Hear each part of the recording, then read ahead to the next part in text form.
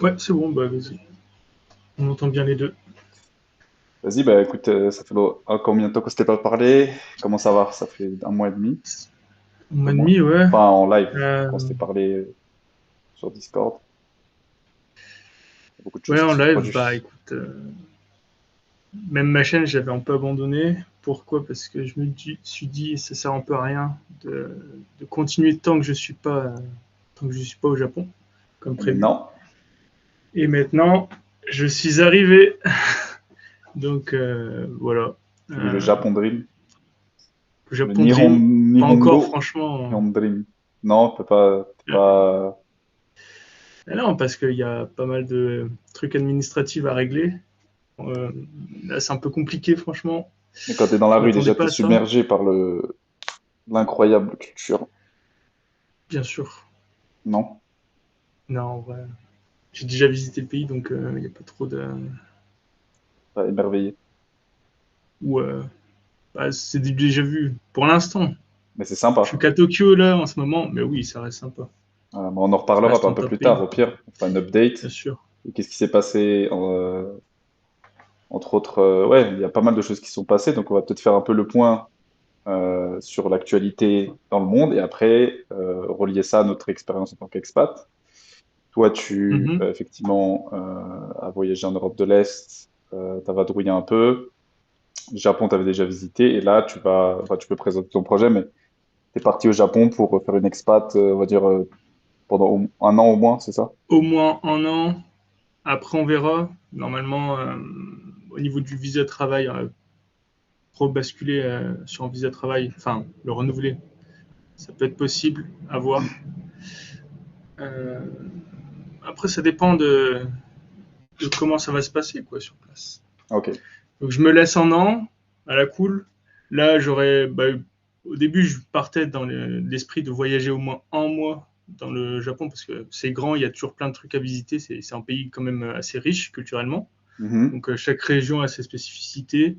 Euh, mais ouais, bon, j'en parlerai plus tard, mais je me suis rendu compte que, bah, en fait, les Japonais ils sont un peu casse-couilles au niveau administratif et Ah, il faut absolument, dès que tu arrives, en fait, c'est pas si tu viens pas avec un visa de touriste, il faut directement que tu te prennes en logement pour que tu inscrives ton adresse de résidence. C'est assez compliqué, mais ça te laisse pas trop le choix, quoi.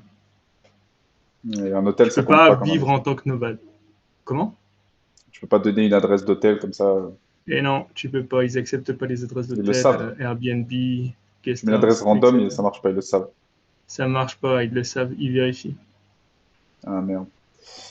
Ouais. Ouais, donc tu vas faire ça. Moi aussi, je suis dans des procédures. Je suis en Colombie, ça va faire bientôt 6 mois, donc je vais atteindre mon. euh, j'avais fait un visa de touriste 3 mois et tu peux étendre encore une fois pour 3 mois. Donc là, je vais atteindre les 6 mois. C'est passé énormément de Sans le premier trucs. visa run. Là, j'ai même pas fait de visa run. J'ai eu la flemme. Parce que l'extension, c'est en ligne, c'est gratuit. Donc, enfin, je crois, ouais, ou rien du tout. Je suis quasiment sûr que j'ai même pas payé. Donc, et là, je suis pareil, j'essaie de faire le visa nomade maintenant. Enfin, je pourrais faire le visa investissement, mais là, j'ai envie de faire un truc que je considérais plus simple. Ils ont fait un visa nomade, un peu comme la Thaïlande. Mais Ouais. souvent, comme ces pays où c'est anarchique, il y a des mecs une partie des gens qui disent, ouais, viens, on fait un visa nomade, c'est cool. Et puis, il y a deux, et le reste de l'administration ne suit pas, et donc c'est chelou. Ils sont envahis par les expats, et je crois, à ce qui paraît, ils ont commencé à, le denial rate fait stonks. Donc, en gros, ils refusent des gens, Resserrer la mais vis. après, il y a beaucoup de casseuses qui viennent juste pour des gros culs de colombiennes, donc j'imagine qu'ils filtrent maintenant, mais moi, ça devrait passer normalement. Mais bon, on verra ce ce qui va en donner. Mhm. Mais bon, on en reparlera un peu plus. Ouais, il s'est passé pas mal de trucs pour moi en Colombie. Euh, Notamment, j'ai acheté un appartement. Et donc, avec ça aussi, peut-être par la suite, je pourrais prétendre un visa. Et j'ai monté mon entreprise, donc là, en informatique. Donc là, j'ai un client. On va dire, je gagne un RSA, enfin, je gagne, on va dire un RSA, genre une somme qui me permet de vivre en Colombie, quoi. Mais c'est pas un truc de ouf, mais c'est pas mal, c'est un revenu récurrent. Et j'ai plusieurs clients, quelques clients, dont un gros client qui me paye bien, via une meuf que j'ai rencontrée. et j'ai une meuf aussi. Maintenant, enfin c'était non, enfin cette meuf là, j'ai un peu ma meuf, mais c'est plus ma meuf, mais j'en ai une autre. Donc j'ai eu pas mal de trucs qui sont passés parce que j'étais à Bogota. Ah, on y reviendra. Bref, premièrement, on va faire un petit tour d'actualité au pire mondial un peu pour voir ce qui se passe dans le monde, comment Ouais. ça se relationne, bon commenter un peu et jouer un peu aux experts à la con et mais aussi relationner ça à nos projets. Et moi, vous allez voir, en tout cas, ça me conforte dans mes choix, ce qui se passe en ce moment en Europe, d'être en Colombie bien au chaud quelque part. Mhm. Les gens me disent oui, la Colombie, c'est dangereux. Bah, en tout cas, je sais pas, il n'y a pas de risque nucléaire où je suis. C'est comme Et notamment ce partout, qui se hein, passe en Allemagne. Donc la news dont tu voulais discuter, qui était Ouais, non, c'est l'annonce de comme la partout en fait. Il y a réservation. des quartiers où il fait bon vivre et il y a des quartiers craignos. Donc il suffit de pas aller dans les quartiers craignos, quoi. Voilà, c'est ça. Et moi, je suis donc en Colombie. En fait, il y a des qu'on appelle des estratos. Donc en fait, c'est un peu estrato, c'est quoi? C'est l'équivalent de niveau, tu sais, les échelons. En fait, c'est littéralement ça, échelon. Échelon. C'est comme les échelons de bourse. D'ailleurs, je crois que les échelons boursiers, c'est de 1 à 6. Donc 6, c'est vraiment le mec qui a une giga bourse, tu vois, mes potes subsahariens qui avaient genre 6 Hmm. frères et sœurs. Moi, j'étais pauvre, mais j'étais fils unique, donc j'étais genre 3 ou un truc comme ça. Et, ou 2, je sais plus. Mais j'étais assez bien. Et à l'époque, tu mettais bien avec échelon 3. Et pareil, bah, en fait, la Colombie, ils ont un système d'estrato, d'échelons pour tout. Genre, en fait, pour tout le monde, pas que les étudiants. En fait, tu peux catégoriser les gens de 1 à 6 au niveau de richesse et ça détermine tout. Genre le prix de ta facture d'électricité, comment la police gère ton quartier, Donc il taxe par les revenu taxes de. foncières. Là, c'est Il des niveaux taxe de par revenu. richesse. C'est basé par Je crois que c'est un peu la moyenne du niveau de richesse dans la zone, mais je crois qu'il y a d'autres Ouais. choses qui sont prises en compte. Parce que, je sais pas, il y a peut-être des douilles, des trucs comme ça, avec des mecs qui vont déclarer leurs sous dans une autre entreprise, et genre ça. Mais ouais, c'est un peu ça. Donc, genre, à partir de strato 3, ça va, c'est correct. 2, 1, ça commence un peu à être. 1, c'est ouais, c'est ghetto. C'est plus que ghetto. Ah, En bien. fait, c'est caractérisé par des inégalités énormes. Mais moi, je suis dans. Mais 4, déjà, c'est bien. Je crois que là, je suis en 5 ou 4 dans Medellín, là où j'ai acheté mon appartement. Et c'est ultra correct. Franchement, aucun schlag, enfin, y a rien. Il se passe rien du tout. Et tu le sais parce qu'il y C'est a des calme. femmes qui se baladent seules. En général, ils les laissent passer. Pas comme en France. Enfin, en France, ils sont en train du coup, les femmes commencent à sortir de moins en moins. Mais ouais, du coup, tout le pays, en fait, est caractérisé par ça et t'as ces zones-là dans la ville, en fait. C'est pas vraiment c'est pas une zone administrative, genre pour voter ou un truc comme ça, c'est vraiment un truc de, et même, Hmm. il y a des services qui, des fois, ils délivrent pas dans les stratos inférieurs, tu vois. Bref, enfin, c'est complexe. Mais ouais, et ça influe toute ta vie, quoi. Genre, c'est un numéro qui te suit. Mais ouais, mais du coup, à relationner avec ce qui se passe du coup en Allemagne, la réservation, non, la mobilisation Mobilisation. des Allemands Mhm. de 15 17 de à 17 à 25 ans, 45 ans. à 35 ans, 45 ans. Ouais, en gros, les hommes en âge de se battre, quoi. Sachant que ça pourrait aller jusqu'à 55 ans, tu vois, ils protègent un peu quand même leur cul. Mais ouais, Ah, c'est juste pour la première vague. oui, l'Allemagne a effectivement annoncé, en gros, enfin, tu peux peut-être récapituler le truc, je pense que tu l'avais plus Ouais. étudié que moi. En fait, c'était une loi qui avait été votée et appliquée à partir du 1er janvier 2026. C'est, alors, tous les hommes en âge de se battre, donc de 17 à 45 ans, qui sont de nationalité allemande, ils doivent, à partir de ce 1er janvier, demander faire une demande s'ils veulent passer du temps à l'étranger au-delà de 3 mois. Par exemple, dans mon cas, si j'étais allemand, le fait que je veuille voyager, je veuille même vivre au Japon pendant plus d'un an, ça m'aurait été peut-être impossible avec la crise actuelle. Il aurait fallu déjà que je demande à l'administration allemande si je peux bien aller un an à l'étranger. Bon, ça, cette loi, elle était un peu passée sous radar, et c'est lors de la crise en Iran qu'elle a ressurgi, et en fait, elle est devenue publique. Euh, bon, les Allemands, ils ont dû être pas trop contents. Apparemment, même parmi les partis politiques, il y en a. Alors, c'est bizarre parce que du coup, les députés ont voté pour cette loi, mais ouais, il y a personne qui est content avec cette loi, j'ai l'impression. Ouais, après, Pas entre ce grand qu'ils monde en disent et tout ce cas. qu'ils votent, ouais, il y a toujours comme entre le RN Macron. Il joue à trois bandes. Mais ouais, effectivement, j'avais regardé cette loi-là. Donc, du coup, il limite les sorties. Enfin, pour l'instant, ils disent, oh non, tu as juste à demander. Mhm. Donc, tout de suite, il y a les mecs qui ont fait, non. Enfin, il y a un pote qui avait partagé ça dans un groupe Telegram. Je crois lui, il est pas allemand, mais enfin, il squatte en Allemagne. Je crois qu'il a sa meuf en Allemagne. Il est expat, entre guillemets, en Allemagne. Au début, je me suis dit, putain, parce qu'il y a mon autre pote, on était trois qui bossaient ensemble. L'autre, il est en Thaïlande, moi, je suis en Colombie et lui, il est en Allemagne. Alors, on bossait de France, on cherchait à se barrer, comment Mhm. optimiser fiscalement et tout. Et en vrai, avec le recul, je me dis, ouais, bah, franchement, dans la zone où il est, forêt noire et tout, c'est quand même sympa. Si t'es pas forcément un mec qui veut C'est super faire sympa. la bamboula tout le temps et tout, bah, lui, il a sa meuf. Et les femmes allemandes sont jolies par rapport aux tailles, en tout cas. Et puis, c'est quand même qualitatif où il vit, quoi, par rapport à la France, en tout cas. Je trouve il y a un step-up. Et, euh, et ouais, du coup, il avait partagé cet article et moi, je me suis dit, ouais, c'est encore une exagération. Et quand tu regardes, oui, il y a des news qui disent, oh non, fake news, debunked, décrypté, C'est pas on une vous fake news. décrypte le truc. Et en vrai, quand tu regardes, ils disent, bah non, c'est quand même chaud. Ils te disent, non, mais ce n'est que prévention. On s'en bat les couilles. Quand tu sais ce que ça veut dire que, évidemment, qu'ils ne vont pas du jour au lendemain Préventif ou pas, circonscrire les gens. c'est Ils préparent mentalement. On voit qu'il y a de la c'est ça. préparation mentale depuis un an, au moins 2 ans. Non, depuis le début de la guerre aussi, mais ça a commencé vraiment depuis un an et demi, 2 ans. Là, il en parlait encore, le maréchal de France aux armées, là, le nouveau.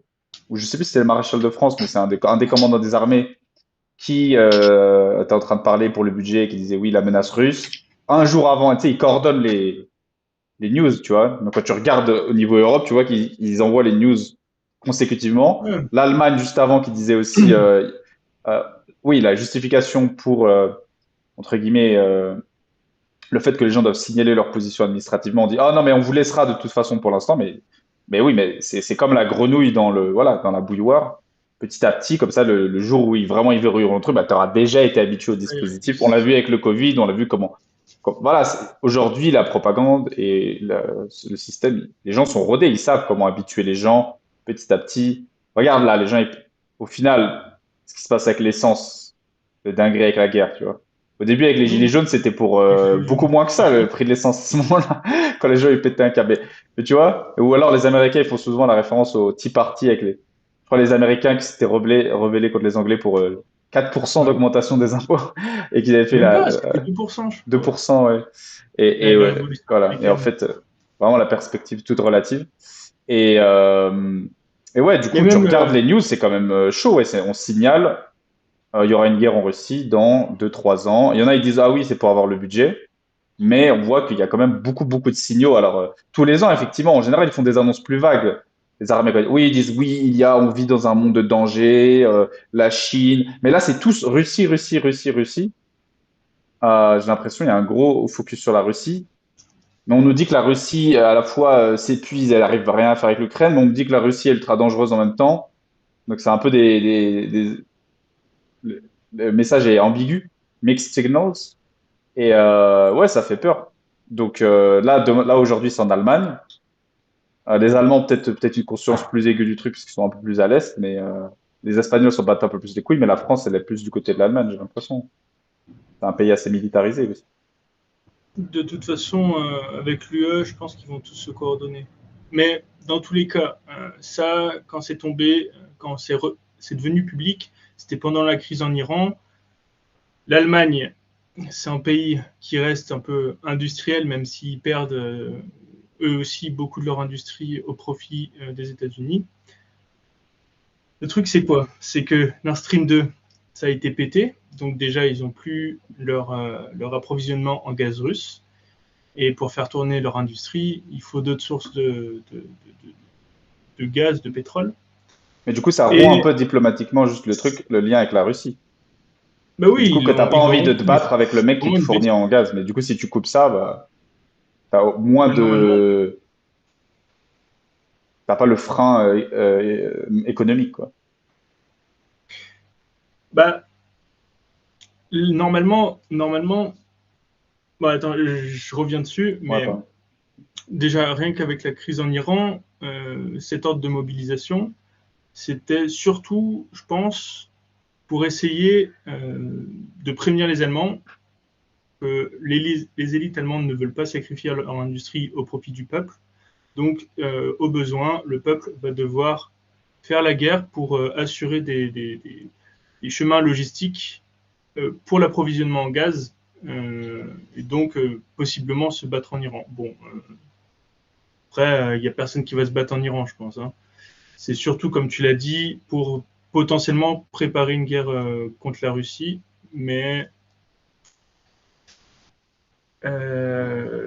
c'est un peu incompréhensible parce que en fait, c'est totalement contre les élites, ce serait contre les pays européens eux-mêmes. C'est là où on voit qu'il y a beaucoup d'emprise américaine sur le continent européen, parce que une guerre contre la Russie, ça ne nous arrangerait pas du tout, surtout les Allemands en tout cas, euh, puisqu'un axe Berlin-Moscou serait très favorable au développement économique des deux pays, enfin même de toute l'Europe en général. Ouais. Parce que la Russie, elle a des réserves illimitées et c'est forcément c'est ce dont l'Allemagne a énormément besoin. De toute façon, tout le continent européen n'a pas de réserves. Enfin, ils ont des réserves avec bon, la Norvège et surtout les dom-toms français, mais ils ne veulent pas les utiliser.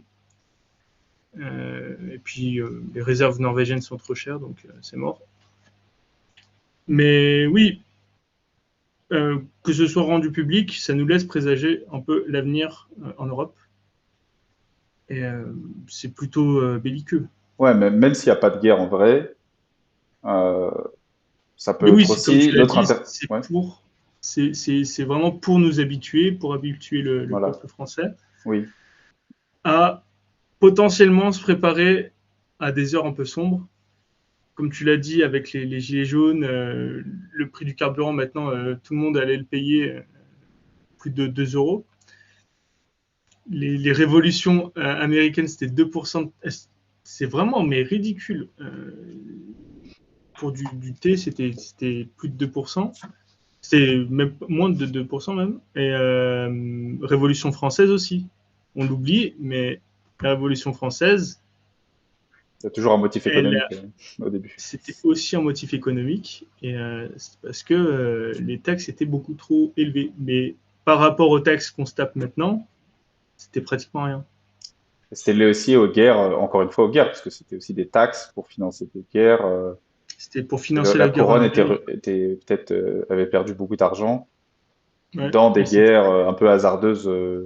Bon, après, je suis pas un spécialiste, c'est vrai, des guerres de cette époque-là. Mais bon, Après, la France avait eu quelques ailes à ce moment. il y avait aussi quelques Après scandales avec, Napoléon.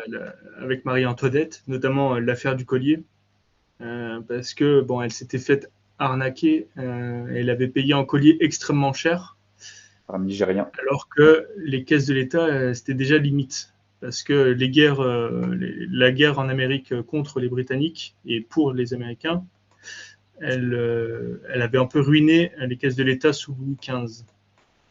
Bref. Le fait de regarder les dépenses, pour le coup, par contre, c'est un truc que personne fait aux US. Alors que là, récemment, il y a le truc avec la meuf de Bardella et les sacs. Pour le coup, j'ai pas compris le délire. Elle vend des sacs super chers. Enfin, on s'en bat les couilles. Mais bon, il y a des mecs qui avaient Meuf de commenté ça. Bardella, Ouais, et la meuf de Bardella avec une italienne, je sais pas quoi. Et c'était aujourd'hui. c'est laquelle? Et genre, elle était en train de, une vidéo, je sais pas, La date princesse combien de temps. Elle de travaillait dans Bourbon. la boutique Hermès. Elle faisait une démonstration de sacs. Elle a l'air d'avoir un accent, donc je sais pas, peut-être elle est italienne ou russe. Mais tu parles de la princesse de Bourbon? Non, là, je sais pas si c'est une française. Non, je pense pas qu'elle travaillerait dans Il notre il boutique est, de il est, sacs. il est actuellement en train de sortir avec la princesse Ah, Marie-Caroline de Bourbon, des bon, deux bah, Siciles. ah, ok, bah, c'est peut-être elle alors. Bah, elle était Je sais pas si jolie. c'est elle, j'ai pas suivi cette info. Bon, bref, elle présentait des sacs et à 45 000 balles Hermès, et du coup, les gens disent, RN, c'est sans partie du peuple. Mais en fait, bref, on s'en fout, mais Euh, c'est très français quand même de regarder, et- s'indigner sur des petits trucs un peu comme ça de dépenses. Enfin, même si ça rentre dans un truc plus large, effectivement. On dirait, t'as l'impression, limite, le français, si tu le fais genre que t'es pauvre, même s'ils savent que t'es riche, ils sont contents, ça les apaise. Alors qu'on s'en bat les couilles. Ce qui compte, c'est que le budget, il est bien géré et des fois, ils vont s'attarder sur et- un geste Comme quand Hollande prenait le train. Au final, Hollande disait non, moi je vais prendre le train parce que ça fait proche du peuple. Au final, tout le monde le détestait quand même. En fait, tu vas jamais. Hmm. C'est pas parce que tu vas prendre le train que les gens vont aimer ta sale gueule. Faut assumer que t'es de l'argent. Mais effectivement, bah voilà, quand il n'y a pas d'argent, les gens sont toujours pas contents. Mais comment tu fermes la gueule des gens? Avec la peur. Voilà. Donc, soit tu leur donnes plus d'argent, mais là, il n'y en a pas. Soit, effectivement, tu resserres les taux avec la peur et un dispositif de plus en plus sécuritaire. Donc, les conspirationnistes euh, ont raison, encore une fois, avec, effectivement, on monte d'un cran. Là, on est clairement monté d'un cran en Allemagne. Et comme on voit l'Europe, ce qui se fait en Allemagne, se fait en France. Même au UK, regarde, les UK, il y a eu le Brexit. Au final, ils ont continué les lois comme si Brexit changeait rien ou pas au niveau de l'immigration, au niveau de tout. Oui, Ils ont les ça. Anglais avaient voté le Brexit, c'est justement sur une campagne anti-immigration. Au final, Ouais. ça l'a aggravé. Au final, en fait, il y a eu un. Les mecs ont dit, bah, on s'en bat les couilles parce que c'est l'Europe et on est aligné sur l'Europe. Tous les mecs qui faisaient les lois, c'était des européistes, c'était des mecs qui avaient bossé là, là, là. Donc, enfin, c'est que de la surface, encore une fois, c'est que du geste. Et donc moi je suis bien content. Donc pour les mecs qui n'avaient pas compris, hein, c'est que l'Allemagne effectivement demande aux gens de signaler leur départ du pays. On n'a pas bien expliqué au début, avant d'aller tout de suite dans des grandes explications. Mais Mhm. donc c'est-à-dire que demain, peut-être en France, si vous voulez quitter la France, vous allez Ce sera devoir possible. signaler où vous allez. Donc le jour où ça pète, on pourra. Là ils disent oui par défaut entre guillemets automatiquement, mais du coup c'est pour préparer. C'est quand demain ils vous diront non, bah là vous voilà, vous n'aurez pas le choix parce que vous aurez dû signaler avant votre trajet. Donc en fait, et vous aurez pris l'habitude de le faire et tout le monde, et ça aurait été normalisé. Donc même si vous voulez vous barrer en soum soum, vous ne pourrez pas le faire. Et donc Mm. la réalité des gens toujours qui disent moi je m'en bats les couilles, s'il y a un truc de guerre et tout, moi je ferai rien et tout. Je me Et pars, ben moi je reste en France. je pourrais pas. Après moi je trouve que quelque part c'est normal, tu vois, genre les gens ils ouvrent leur gueule, mais en même temps ils restent en France. Donc c'est comme les Algériens ou tous les Maghrébins ou tout ce que tu veux immigrer de peu importe. Et moi je nique la France, moi je baise. Eh ben, ok bah casse-toi de la France, tu vois. Moi je me plaignais en France, je me suis cassé. Tu vois. Et les Français, peu importe d'où ils viennent, bah, c'est vrai, tu vis dans un pays, bah du coup t'assumes. Après si tu valorises vraiment ta liberté à ce stade-là aujourd'hui, tu pars de France. Après Mm. bon il y a des mecs qui vont dire oui mais moi j'ai 28 générations en France. Bon ça peut se comprendre. Hein. Pour les autres peut-être moins. J'ai toute mon histoire en France, mais bon, je suis sûr qu'il y en a beaucoup, c'est juste c'est des trouillards et ils n'ont pas envie de se barrer, et puis c'est tout. Ouais, Et non, ils mais ont c'est même pas des peur. trouillards, c'est juste qu'ils ont la flemme. Voilà, c'est qu'il y a le confort, mais en fait, ils vont jamais faire un truc choc. Là, ils ont fait un truc un peu choc, tu vois, et là, ils vont se calmer. Puis après, ils vont refaire une mesure dans 6 mois. Et le Mm. temps que celle-là, ouais, la pilule aurait été passée, etc. Tu vois, chaque pilule qui s'empile. Alors, au bout d'un moment, tu vois même Ça va plus. choquer de moins en moins et au final. Tu vois même plus, au final, c'est comme Trump, quand il disait des trucs choquants tous les jours. Au bout d'un moment, c'est même plus c'était quoi. Tu vois, parce qu'à l'époque, tu pouvais rien dire. Donc, il disait tout le temps des trucs choquants tous les jours. Il disait, oh, t'avais les médias. Et en fait, au bout d'un moment, tu sais, c'est Ouais, le c'est ça. corps, le cerveau humain, tu sais, quand il y a un synapse, il est trop On s'adapte stimulé, en fait, rapidement. la stimulation est réduite. C'est pareil pour la douleur, tu vois, sur le nerf. Donc, en fait, stimulation répétée va réduire. C'est pareil pour toutes les addictions, d'ailleurs, etc. Mhm. Et, attends, j'ai la fenêtre. Et donc, voilà, bon, je pense qu'on a fait le tour là-dessus, mais en tout cas, moi, je suis bien content d'être en Colombie. Et il y a une autre destination qui est peut-être pas Détail, ouf, c'était Dubaï, petit détail pour le coup, qui est avant pire que la de, France. Vas-y. avant de partir sur Dubaï, il y a un petit détail. C'est que, certes, si tous les Français sont mobilisés sur le sol français, euh, ok, ils pourront peut-être pas partir à l'étranger, mais ceux qui sont à l'étranger, si la guerre dure comme celle en Ukraine et en Russie, elle dure dans le temps, et qu'on ne peut pas renouveler nos passeports et qu'on va devoir, au bout d'un moment, aller à l'ambassade française dans le Ouais, pays où on vit, ouais. là, on sera aussi appelé. Donc, Comment tu le sais? dans tous les cas, c'est un peu chaud. Le mieux, c'est d'avoir plusieurs passeports. Au Je moins, tu pense es que dans tranquille. l'ambassade, ils vont te capturer, ou ils vont te dire, si tu veux ton passeport, tu dois faire ça. C'est possible, hein. C'est Je sais vrai, pas tu as après raison. ce qui est possible et ce qui n'est pas possible, mais c'est une possibilité. Ouais, Euh, c'est le levier du surtout, passeport. On sait que le passeport français est cheaté de ouf par rapport à la gueule du pays actuel. Enfin, c'est le meilleur. Ouais. il est le passeport vaut plus que le pays, que le pays actuellement, quoi. Je veux dire, par rapport à ce qu'est la Actuellement, ouais. France, le passeport est vraiment est peut-être un des meilleurs atouts que la France peut donner aujourd'hui. Bah, par exemple, pour le Japon, euh, ils sont beaucoup plus restrictifs sur les Français actuellement. Et ils laissent beaucoup moins de Français venir au Japon. Il y a beaucoup de refus. Et euh, Ah quand ouais? tu vois par rapport à d'autres pays avec lesquels ils ont des accords, d'autres pays, eh ben, c'est renouvelable plus d'un an. Par exemple, le visa PVT, c'est pour pays comme Australie, Irlande, ils vont renouveler sur plusieurs années. En France, c'est un an, c'est 1800 places fixes, le quota. Allemagne, juste à côté, place illimitée. Ah, Les règles sont différentes. Quand on regarde les actualités au Japon d'étrangers qui foutent un peu le bordel, les French alors il y a arabiques, peut-être ah bah famoso, justement, il y a des Français French qui good. sont, ils agressent des femmes dans la rue à Tokyo, mais c'est même pas des French arabiques pour le coup.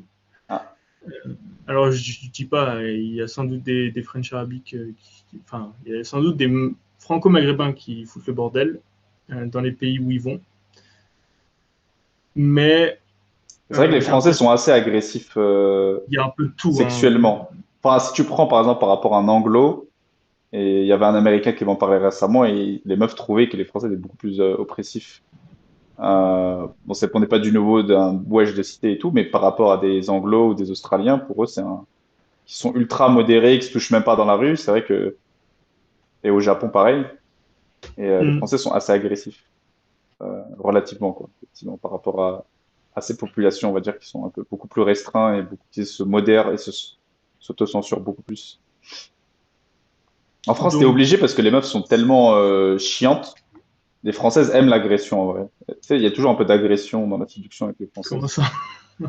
Euh, C'est pas comme des Asiatiques ou des Anglais. Je trouve les Françaises aiment bien l'agression quand même. Elles aiment bien se fighter. Elles sont chiantes. C'est comme les Italiennes. Tu sais, Ah, les Italiennes sont ok. ultra chiantes, donc t'es obligé d'être agressif. Les rebeux, c'est pareil. Tu sais, c'est les deux faces d'une même pièce en vrai. Parce qu'on dit toujours, on veut toujours isoler les hommes. Ah oui, mais les hommes, ils sont comme ça. Oui, mais t'as vu les femmes du pays aussi. Donc les hommes s'adaptent à la femme. Et du coup, ils arrivent en Thaïlande ou en Asie avec des meufs un peu discrètes. Et même moi, quand j'étais avec une japonaise en coloc, j'étais à Berlin, donc j'ai sorti avec une japonaise de Osaka et qui avait 26 ans et moi j'avais 22 d'ailleurs. Mais elle faisait jeune, c'est une japonaise. J'ai l'impression, tu sais, j'ai l'impression Elles que c'était sont moins dans la agressif. confrontation. Et des fois je lui disais mais t'as envie et tout. Enfin, mais elle me dit oui, mais tu vois sur son visage il y a rien qui imprimait Ouais. qu'elle était consentante ou pas, mais je devais demander verbalement. Mais en fait tu la prenais, tu la ramenais là, mais tu sais comme un automate des fois. Et j'ai l'impression avec les femmes françaises c'était un peu plus euh, vu que tu es, Fluctuer. habitué à pousser et à recevoir une réaction en retour, bah, quand tu appuies sur le bouton mais que tu le reçois pas en retour avec la japonaise, j'avais pas ça, l'action-réaction, que j'avais avec les algériennes ou même avec certaines françaises, bah, du coup, ça faisait bizarre, tu vois. Je savais pas comment me Mm. comporter. En tout cas, c'était mon expérience. Et limite, ça fait trop facile. En tout cas, quand j'étais en Thaïlande aussi, ça faisait un peu trop facile quand tu es habitué à des meufs hyper nerveuses, tu vois. Mm. Et du coup, les mecs vont, je sais pas, il y en a qui aiment pas. C'est pour ça qu'il pourrait plus, il y a deux types de profils. Il y a le type de sexpat qui va plus vers les Asiates et le sexpat qui aime le challenge, il va plus aller vers les latinas. Parce que les colombiennes, je peux dire, ne sont pas faciles du tout. Mais bon, on pourra y revenir. Ouais, donc, Facile à vivre ou... non, les meufs ne sont pas faciles. Genre, vraiment, elles sont difficiles. Elles sont très arrogantes et elles sont chiantes. Genre, Ouais, elles veulent te faire courir après et tout. Et je rien à voir comprends. avec des Asiates et tout qui courent après des blancs, etc. C'est pas du tout ça en Colombie. Ou alors, c'est de blanc, te veut juste comme un truc pour l'argent, mais c'est tout. Genre, il y a pas ce Mm. fétichisme du tout, du tout, du tout en Colombie. Vraiment. Enfin, moi, je m'attendais à rien en particulier, mais vu que les Américains n'arrêtaient pas de hyper, je me disais, bah, ça doit être un truc de ouf et tout. Et en fait, je vois que les Américains ici, ils galèrent de ouf, tu vois. Mais bon, comme d'habitude, les Américains, faut jamais écouter ce qu'ils disent. Ils mentent tout le temps. Donc, enfin, ils s'inventent des vies. Pour eux, C'est Netflix, c'est la pareil vraie pour les vie. Français. Oui, c'est pareil pour les gens en général qui sont à l'étranger et qui disent, Ils qui tiennent un survendent toujours. discours. Mais je trouve que, ouais. Enfin, après, sur les meufs, c'est tout le monde ment, mais je dirais en général, c'est vrai que les Américains, je trouve, ils sont vraiment dans l'excès sur beaucoup de choses. Mais c'est vrai. De toute façon, on est dans un monde quelque part américanisé aujourd'hui, amplifié avec les réseaux sociaux, qui incentive à tout exagérer. Et du coup, ouais, tu disais, du coup, les Français qui agressent sexuellement, plus les French arabes. Je sais pas pourquoi ils disent French arabique d'ailleurs, parce que arabique, c'est la langue. Normalement, c'est C'est arabe, juste French arabe. Ça n'a pas de sens. C'est sûr que c'est un Google qui a dit ça en Thaïlande. Enfin les bref, qui a gens mal disent traduit. que c'est en Thaïlande qu'ils ont inventé ce terme. Pour avoir vécu en Thaïlande, j'ai jamais entendu un seul Thaï. Ils savent même pas qu'il y a des French arabiques en fait. Que... Moi, il y en a un peu à l'étranger quand même qui savent, quand j'étais en Argentine, et des très rarement des gens qui sont allés en Europe et qui me disaient, toi, t'as pas une tête 100%. Mais Ouais, mais 90% c'est du quand temps, ils non. sont partis en Europe qu'ils voient Ouais, qu'il y a différentes populations. oui, oui. Mais Après, ça je sais dépend de pas. comment t'es basané, mais genre toi, par exemple, ouais, c'est sûr qu'ils verraient pas la différence. Ouais, du coup, bon, il donne une mauvaise réputation aux Français. Donc maintenant, tu te dis, c'est intéressant. On a finalement le passeport français qui a un retour à la réalité, qui arrive qui Il rejoint risque d'être la évalué. valeur réelle. Mais quelque part, Ouais. la dévaluation, c'est une correction. Malheureusement, C'est justifié. c'est justifié de toute façon, mais Et toi, tu as été franchement, je accepté. sais pas quoi en penser. Parce qu'après, tu as un profil ingénieur J'ai aussi. été accepté. Donc ça aide. J'ai été accepté. Alors, c'est franchement, je vais peut-être en faire une vidéo parce que c'était vraiment très long, très complexe pour rien. euh, la demande de visa. Et normalement, j'aurais été refusé direct. Mais comment on dit, le consulat a accepté, et c'est même pas qu'il a accepté, c'est qu'ils m'ont poussé à modifier plusieurs fois mon dossier pour qu'il passe. Parce que ben ils ont vu sans doute que ingénieur, j'ai de l'expérience à l'étranger, j'ai déjà vécu à l'étranger, j'ai bon, des connaissances un peu approfondies sur la culture japonaise. Bon, c'est pas que manga et animé, en plus c'est manga d'auteur, animé d'auteur, enfin, Passion Project. Attention, Mais c'est des aussi seinen. c'est, ouais, non mais c'est pas, j'ai pas candidaté en mode Kikuja. C'est aussi le cinéma japonais d'après-guerre, voire même d'avant avec les premiers films de Mishima, il me semble, que c'était dans les années 30. Oui, littérature japonaise, Je dis que tu histoire, regardes des films d'auteurs japonais etc. des années 20 et ça double les chances pour la Je sais pas, candidature. C'est peut-être que un c'est bon ça. type à donner, du coup, pour les gens qui écoutent. Mais ouais, voilà. Et Connaisseur. puis en plus, j'avais déjà fait des voyages au Japon, Connoisseur. donc je connaissais quand même un peu le pays. Hmm. Bah, écoute, félicitations. Et t'as d'autres types à donner, du coup, à part les films d'auteur? Pour l'instant, franchement, je suis encore dans la mouise de l'installation. Euh, J'en donnerai quand je serai vraiment bien installé. Toi, t'as un nom de famille un peu, entre guillemets, de métèque ou t'as un nom de famille français? Pour savoir si Ouais, ça non. joue. J'ai pas hérité du prénom, du nom. Enfin, j'ai un prénom français, mais j'ai pas le nom français. Ah, Mais je pense pas que, en dehors de la France, en tout cas, je pense pas qu'il me pose problème.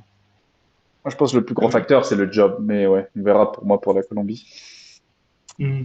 Mais ouais, parce que moi, je suis pas né en France, donc ils peuvent le voir. Mais bon, ici, il n'y a pas de phénomène. Il y a très peu de Français quand même, dans l'absolu. Euh, il y en a juste qui viennent visiter, mais qui vivent vraiment ici, il n'y en a pas tant que ça.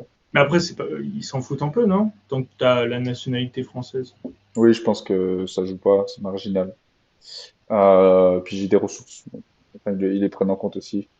Euh, ok, ouais, du coup, le Japon, le passeport qui baisse à Ouais. cause des Parce que, agressions ouais. sexuelles des mecs qui foutent la merde. Est-ce que le Japon, c'est une bonne destination pour fuir la guerre? Ah, Sachant que le alors, Japon se réarme aussi. ouais, c'est vrai, ils se réarment et il y a la nouvelle PM, comment, première ministre, J'ai oublié qui son nom. est, provoque un peu la Chine sur ses propos sur Taïwan. La Chine, en retour, elle a fait interdire à tous ses ressortissants d'aller faire du tourisme au Japon. En tout cas, elle l'a déconseillé, il me semble. C'est pas les meilleures relations en ce moment qu'il y a entre les deux Ouais, pays. ouais, parce que le Au-delà de Japon, ça, la première ministre d'extrême droite anti-immigration, elle fait exploser l'immigration. Il y a de l'immigration de masse maintenant au Japon, notamment venue d'Inde, d'Asie du Sud-Est et d'Afrique. Mais c'est restrictif pour les Occidentaux. Voilà. Donc c'est pas l'immigration open bar pour tout le monde. C'est surtout. mais ils viennent comment? Comment tu rentres illégalement au Japon? En fait, ils rentrent tous légalement au final, ces mecs-là. Ah non, c'est légal, hein. C'est le Japon qui vient les Tu peux pas chercher. rentrer illégalement au Japon. Je veux dire, c'est pas possible. Tu Non, peux tu pas peux pas. nager pour aller au Japon. Non, les courants sont beaucoup trop forts. C'est pas la mer de Méditerranée. C'est compliqué. Attends, Euh, j'avais vu une vidéo d'un mec qui se faisait embrouiller au Japon. Je peux la partager dans la rue. Euh, J'ai tapé Black Japan. Je sais pas quoi taper.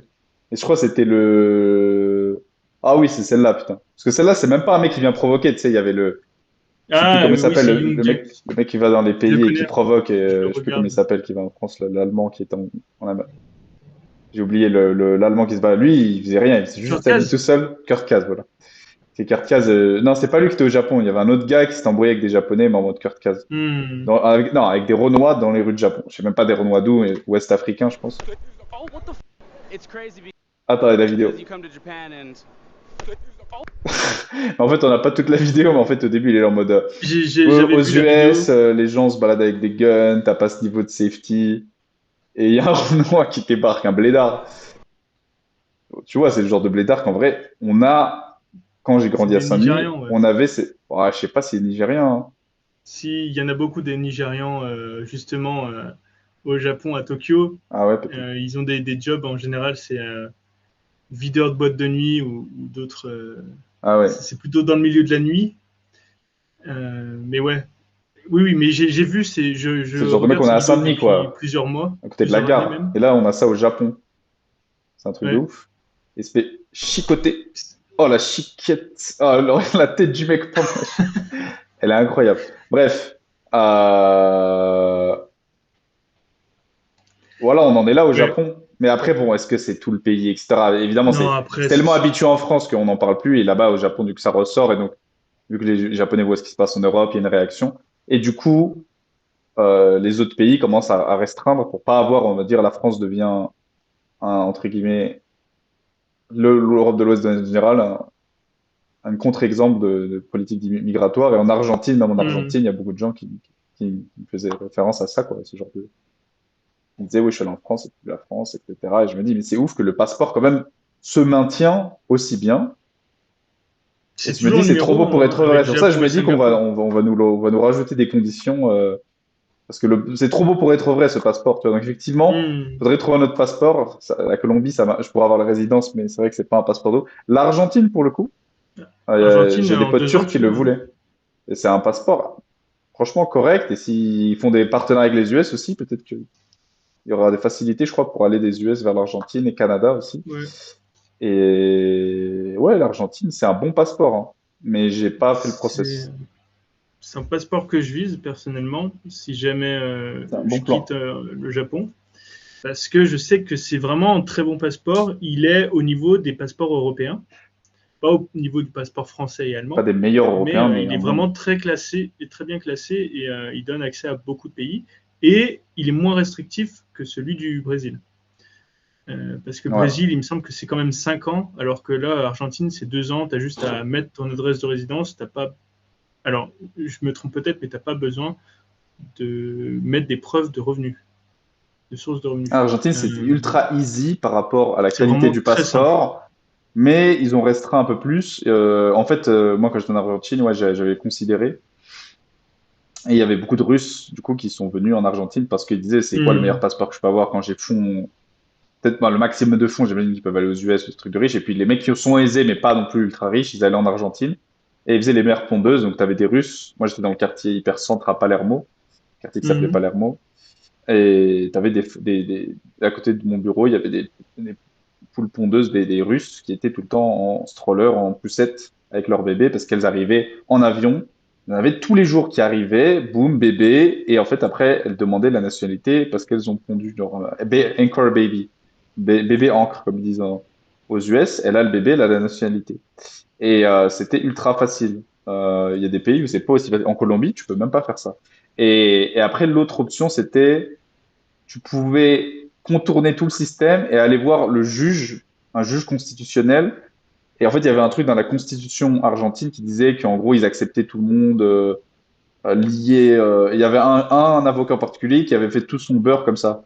Et il disait oui, la Hmm. constitution argentine descend de l'Empire romain, et des esclaves, et tout le monde est potentiellement et il y avait un argument genre vraiment ultra théorique de loi, mais le juge, vu que c'était peut-être un juge gauchiste, j'en sais rien ou pas, comme il y en a en Argentine, en tout cas, ils acceptaient toutes les demandes et tu pouvais bypass, en fait, peu importe le gouvernement en place ou les lois, décrets de Villers, le juge te Mhm. donnait il y avait ce parcours constitutionnel et qui débouchait au bout de 1 an sur la nationalité carrément. Donc en fait, tu bypassais carrément la résidence permanente. Je vais avoir la résidence permanente au bout de 2 ans, puis après la nationalité. Donc j'ai des potes qui faisaient ça, des Turcs. Des Turcs, je trouve que vraiment les Turcs que je rencontre, c'est vraiment des gens respectueux.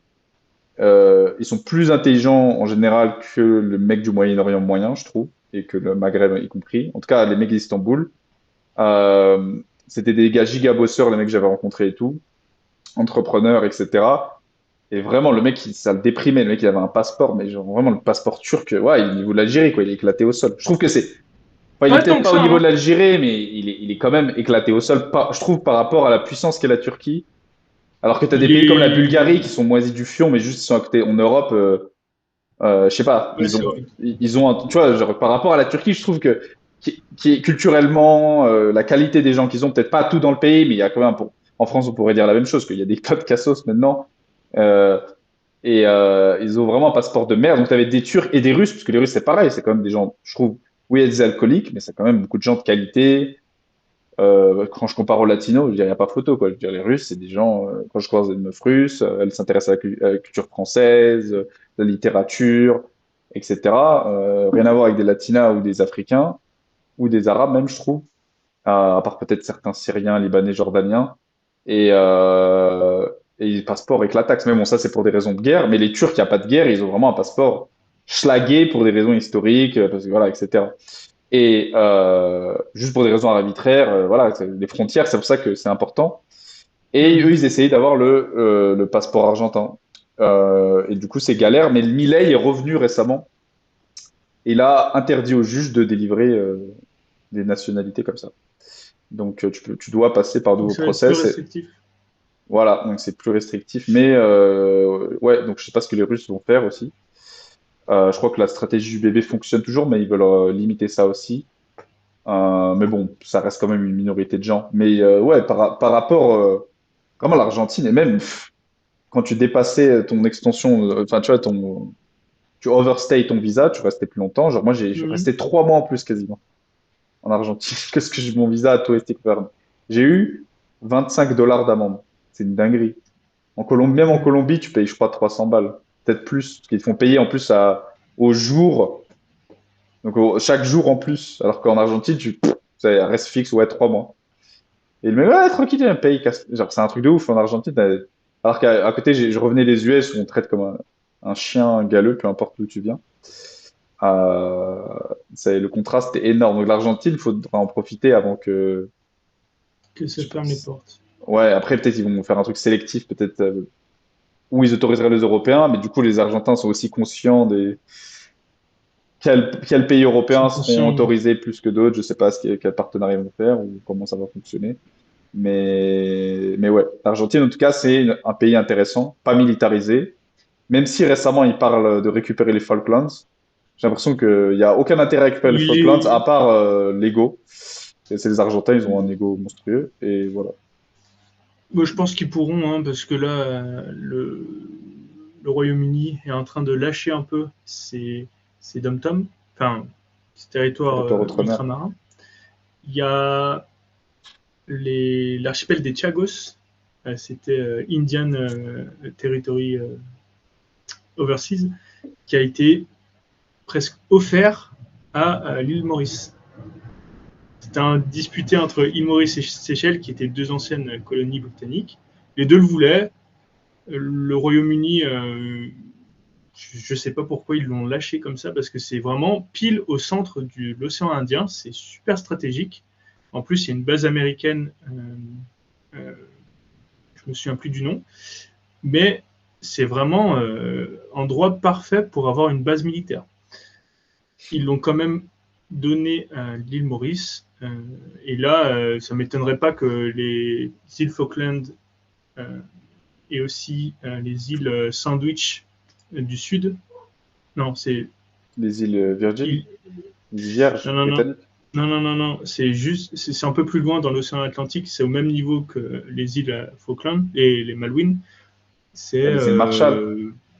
Non, rien à voir. Marshall, c'est dans le Pacifique. Ouais. Bref. C'est les îles George et Sandwich du Sud. Bon, vous trouverez. J'ai un trou de mémoire. Ça aussi, les Argentins, parfois, ils disent qu'ils les veulent. Parfois, ils disent qu'ils veulent juste les Malouines. On verra. Mais ce qui est important, c'est que c'est grâce à ces îles que le Royaume-Uni peut revendiquer ses terres en Antarctique. Parce que les terres en Antarctique, tu as l'Argentine, le Chili et l'Australie qui ont des revendications sur l'Antarctique parce que leurs terres sont très proches de l'Antarctique. La France, c'est vraiment tout fin. La Terre Adélie, ça a été offert parce que découverte de l'Antarctique. Mais pour tout le reste, c'est vraiment parce que les terres sont à côté. Et la plus grande revendication, le pays avec la plus grande revendication en Antarctique, c'est le Royaume-Uni, du fait qu'il y ait toutes ces îles, plus les îles McDonald qui sont plus au côté Afrique du Sud. Donc c'est possible que l'Argentine prenne un beaucoup plus gros morceau d'Antarctique. On va arriver bientôt à la fin de le non-développement de l'Antarctique, qui avait été voté à l'ONU, il me semble. On ne pouvait pas s'installer, aucun pays ne pouvait revendiquer et s'installer en Antarctique. Là, peut-être que ça va changer, puisqu'il y a énormément de ressources dans ce continent. On verra. Mais ça ne m'étonnerait pas en tout cas, que les îles Malouines reviennent à l'Argentine un jour, sans qu'il y ait de guerre en plus. Ouais, les Malvinas, las Malvinas. Même quand j'étais en Argentine, il y avait des endroits où des tags qui disaient des Malvinas sont Argentinas. Il y avait même des porte-clés qui vendaient des trucs touristes. Après, bon, les Argentins, ça reste des Italiens pour beaucoup. Ils parlent beaucoup, ils font rien au final. Ils font rien. Mais ça, en tout cas, ça reste un beau pays, un pays sympa. Je pense une destination en tout cas safe. On pourrait partager peut-être rapidement la Oui, map. tu penses Cette à map-là, quoi? on va dire Ouais. il me semble, c'est le risque nucléaire, de frappe nucléaire.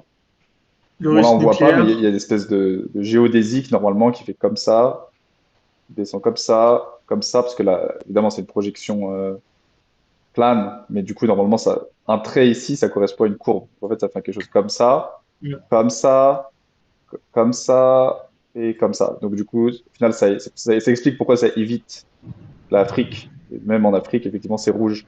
Donc, et la plupart du Brésil, et d'ailleurs, parce que ça compte tout le Brésil et l'Argentine ici, mais en fait, la majorité du Brésil est en général proche des frappes ou des retombées nucléaires, et c'est plus l'Argentine qui est safe. Si, C'est assez surprenant de voir l'Islande ici, mais bon, peut-être que les distances sont plus importantes qu'il n'y paraît, encore une fois, parce que, effectivement, à cause de la projection. Donc là, on va peut-être avoir un géodésique qui vient contourner ici comme ça. Donc, bon, là, j'ai le Groenland, no data, mais bon, ça n'a pas trop de sens. Mais je pense que le Groenland est aussi, c'est pour ça que les US le veulent, est aussi un endroit où il y a une partie qui est effectivement, voilà, ça qui ne peut sera faire pas des bases de touché par les repli. radiations. Voilà. Et, Donc là, on parle vraiment du risque d'embrasement nucléaire s'il y a une escalade des crises actuelles qui mènent à une troisième guerre mondiale. Bon, là, c'est vraiment hypothétique. Personnellement, je ne pense pas du tout qu'il y aura un jour en usage de l'arme nucléaire. Mais autant prévenir. Donc, autant prévoir un petit port d'attache si jamais on veut limiter tous les risques. Et là, effectivement, il y a très peu de pays qui sont concernés. Donc, ça laisse vraiment peu de choix pour le choix du pays où s'installer, où aller en cas de guerre. Effectivement, on voit bien qu'il y a juste quelques pays, c'est principalement localisé Amérique du Sud et au Pacifique. Alors, je pense aussi que toutes les îles du Pacifique, elles sont beaucoup trop petites pour être visées. Donc, s'installer en Polynésie française ou en Nouvelle-Calédonie, ça peut être pas mal. Après, bonne chance pour l'approvisionnement. Après, sur les îles, c'est un des c'est problèmes. vrai alors, ça dépend des îles. En tout cas, pour la pour la Polynésie française, l'île de Papeete, elle est il y a beaucoup de population, mais sur toutes les autres îles, ça va. Tu peux vivoter avec la pêche du jour, il n'y a pas de souci. Mais je pense que ça peut passer, mais ouais, ce sera pêche, quoi.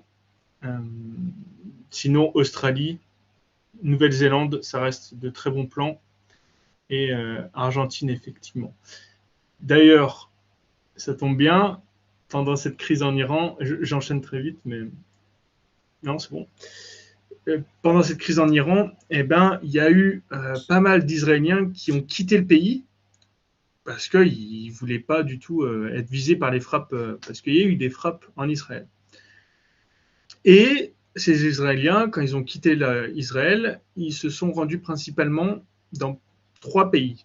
Il y a aussi effectivement pas mal qui sont rentrés à Paris ou à New York, mais il y a 3 pays où il y a une grosse concentration d'Israéliens qui sont venus, notamment en Argentine, c'est plus de 300 000 Israéliens qui sont installés, et en Australie et en Nouvelle-Zélande. Et en fait, ça fait tilt parce que je me souviens, alors moi, en dehors du Japon, de vivre au Japon, il y a aussi vivre en Argentine. Ça, c'est toujours été un très grand rêve pour moi, un rêve de voyage. Parce que, en fait, ça m'a toujours fait rêver la Patagonie, la Terre de Feu. J'aimais bien les albums de Corto Maltese. Et donc, il s'est passé il y a quelques mois des incendies volontaires en Terre de Feu et en Patagonie. Moi, ça m'avait vraiment, vraiment choqué parce que je rêvais de mettre les pieds en Terre de Feu. C'était vraiment la dernière terra incognita au monde, la seule terre qui n'a pas été foulée par le pied de l'homme. Et là, il y a eu des incendies volontaires. Et depuis cette crise en Iran, il y a eu une petite révélation, c'est le plan Andinia. Et même avant. Mais c'est revenu récemment, effectivement. C'est revenu, oui. Et en fait, ce plan, c'est quoi? Ce serait potentiellement, attention, ce serait potentiellement des Israéliens qui auraient mis le feu pour pouvoir s'installer ensuite, pour acheter toutes les parcelles, pour justement loger ces 300 000 Israéliens qui sont venus suite à la crise en Iran. C'était en prévision. Attends, je vais même donner plus de contexte, c'est que c'est plan Andina pour les Andes, parce que les Andes vont d'ailleurs en Colombie jusqu'au Chili et à l'Argentine même, du coup. Et donc c'était sur la Patagonie, c'est bordé des Andes. Donc c'est un espace, comme tu disais, terre riche, qui a fait de l'agriculture, qui a fait de l'Argentine une terre assez prospère pendant longtemps quand même qui aujourd'hui vit pas mal d'agriculture, et effectivement géographiquement assez safe. Et Theodor Herzl et tous les autres gars sionistes qui vraiment ils considéraient la région pour installer l'État d'Israël, c'était pas garanti que Israël serait effectivement là où c'est actuellement, Proche-Orient, Palestine. Donc il y avait dans la liste l'Argentine qui était considérée. Il y avait déjà une base aussi importante d'Israéliens, de Juifs, israélites, voilà. Et mais parce que c'était depuis toujours une terre de migration. Et c'est pour ça d'ailleurs que c'est encore aujourd'hui facile d'avoir le visa, parce que ils ont eu les Allemands, ils ont eu des Basques, Ils ont eu plein d'Européens qui ont fui des guerres successives, Les des Espagnols, Arméniens. les Il y a, Français, faut le les savoir, une Arméniens. grosse communauté d'Arméniens et une place à Buenos Aires qui s'appelle Place Arménia. Il y a eu même des Arabes. Ils ont eu un président arabe, je crois que je l'avais déjà mentionné, syrien. Hmm. Et son secrétaire était un juif Surtout d'ailleurs. des Levantins. C'était des Levantins, beaucoup de chrétiens, mais lui était d'origine musulmane. Mais, mais vu qu'ils venaient de l'Empire ottoman, on les appelle les Turcos. Alors qu'ils ne sont pas turcs, mais en fait c'est des Levantins pour la plupart. Même les Hmm. Arméniens, je crois qu'on les appelait les Turcos. On les appelait tous les Turcos. Parce que tout ça, c'était la Turquie quelque part. Et en Colombie aussi, on les appelle les Turcos. Après l'Argentine, il y en a pas mal, à Barranquilla. Donc il y a 300, 400 000 descendants de Levantins, d'Arabes, Palestiniens, au nord. Donc à Barranquilla, c'est là où ils acheminaient les cargaisons textiles et tout, etc. Donc un port. Hmm. C'est pas une ville de plaisance comme Cartagena où les touristes vont, parce que c'est plus dans un estuaire, donc c'est toujours plus confortable de faire un port dans un estuaire que exposer directement à la mer. C'est plus safe. Et donc, il n'y a pas une mer aussi stylée, mais effectivement, pour le business, c'est mieux. Et il y a beaucoup d'Arabes qui sont installés, qui donc, ouais, ce qu'ils font les Libanais à chaque fois, import-export comme les Chinois, euh, on ramène des produits du Moyen-Orient, de l'Asie, etc. 300. Et ma meuf Hmm. actuelle vient de Bahreïn. Mais je pense pas qu'elle a pas une tête d'arabe. Mais elle est claire, elle a des yeux assez clairs euh, par rapport aux meufs un peu qui sont plus métisses, renois un peu sur les autres côtes comme Cartagena. Bref, en Argentine, il y en avait beaucoup aussi. Et donc, effectivement, il disait, bah, il y a déjà des juifs. Et ce qui paraît un des arguments contre, c'était que les juifs en Argentine, c'était trop mélangé aux Argentins. Donc, il y a une forte conscience nationale en Argentine. Et Ouais. même et ça, c'est quand même qui est pas mal en Argentine. Après, je sais pas si c'est vrai, mais en tout cas, enfin, je sais pas si c'est vrai que c'était un des arguments contre. C'est qu'en fait, les juifs, ouais, il n'y avait pas vraiment un noyau juif très organisé et ils s'étaient déjà mélangés aux gauchos et aux fermiers locaux argentins, alors que c'est pas vraiment un truc de juif de faire de l'agriculture, par exemple, et de travailler avec ses mains. C'est Et c'est plus plus d'être en ville une. et de s'organiser intellectuellement, etc., au financier. Et du coup, le fait qu'ils se soient devenus des gauchos, donc des juifs argentins gauchos, ou qui s'étaient métissés aussi, les gauchos, c'était les mecs qui étaient un peu les cow-boys argentins, et ils C'était disaient, pas ah, gauchiste. ils ont perdu leur judaïté quelque part. Ah bon, à confirmer, j'en sais rien, mais c'est vrai que l'Argentine, il y a une capacité formidable à créer de l'unité. Et c'est vrai que tous ces gens-là, turcs, machin, j'avais même croisé une meuf polonaise. J'étais sorti avec une meuf qui avait de la famille juive qui était autriche, écossaise. Donc, comme aux US, un peu, il y a des meutes. Donc, des meutes, c'est des métis européens, un peu juifs, même un peu Ah, meute, ouais. arabes. Mais c'est des combinaisons différentes qu'il y a aux US. En tout cas, la combinaison produite en Argentine, les gens sont plus beaux qu'aux US, alors que c'est quand même un mélange européen, avec une dominante, on va dire, germanique et anglo, qui est beaucoup plus faible. Même s'il y a des Écossais, il y a un petit peu d'Allemand, ça reste très faible. C'est, je crois, 3 à 4, 5%. Il y a beaucoup plus de Basques, Espagnols, et un petit peu de admixture de Écossais, même il y a une colonie de Gallois. Et les gens ressortent, la meuf était, je sortais avec une meuf, oui, qui était une blonde un peu très grande aussi, très jolie. Une blonde à qui j'étais aussi, qui était un nom belge, flamand, qui était une anesthésiologue. Une autre qui était, genre, je suis sorti avec des meufs, mais toutes très jolies, mais étaient avec des têtes vraiment différentes, un peu plus siciliennes, un peu plus machin. Vraiment, ça produit de très belles femmes. Mais toutes sont Le super. meute. Voilà, ça c'est le meute anglo qui est Le le, meute ba- américain, et ouais. le meute argentin, je trouve que, en tout cas, les meufs sont jolies. Et mais toutes étaient super patriotes sur le bout des doigts. Et d'ailleurs, qu'ils soient à droite ou à gauche, pas comme en France, tu vois. Genre. Hmm. Là-bas, c'est pas irréconciliable en Argentine d'être gauchiste à fond, économiquement en tout cas, et, Malgré la dictature qu'il y a mettre eu. le truc argentin, soutenir le pays, qui fait son pays de ouf, et, aller voir tous les matchs, c'est ce qu'ils font toutes, les meufs, les mecs, même les meufs. Tu vois, il y a de l'unité quand même, tu vois. Hmm. Qu'il n'y a pas en France, par exemple. Il n'y a plus en France. C'est peut-être qu'il y en a eu une à ce point, mais c'est ce qui a plus en Europe, à part peut-être dans certains pays à la marge, en Europe de l'Est, où on a où les Albanais qui sont une démonstration de ça. Et donc, ça peut être cohérent cet argument que les Juifs sont trop argentinisés parce que les Argentins ont réussi à faire un truc qui soude, parce que bah, le noyau argentin, c'est des Espagnols et des Italiens, et c'est juste moins des autistes mentaux que des Anglos, puisque les Anglos Hmm. vont pas se mélanger, ils vont faire.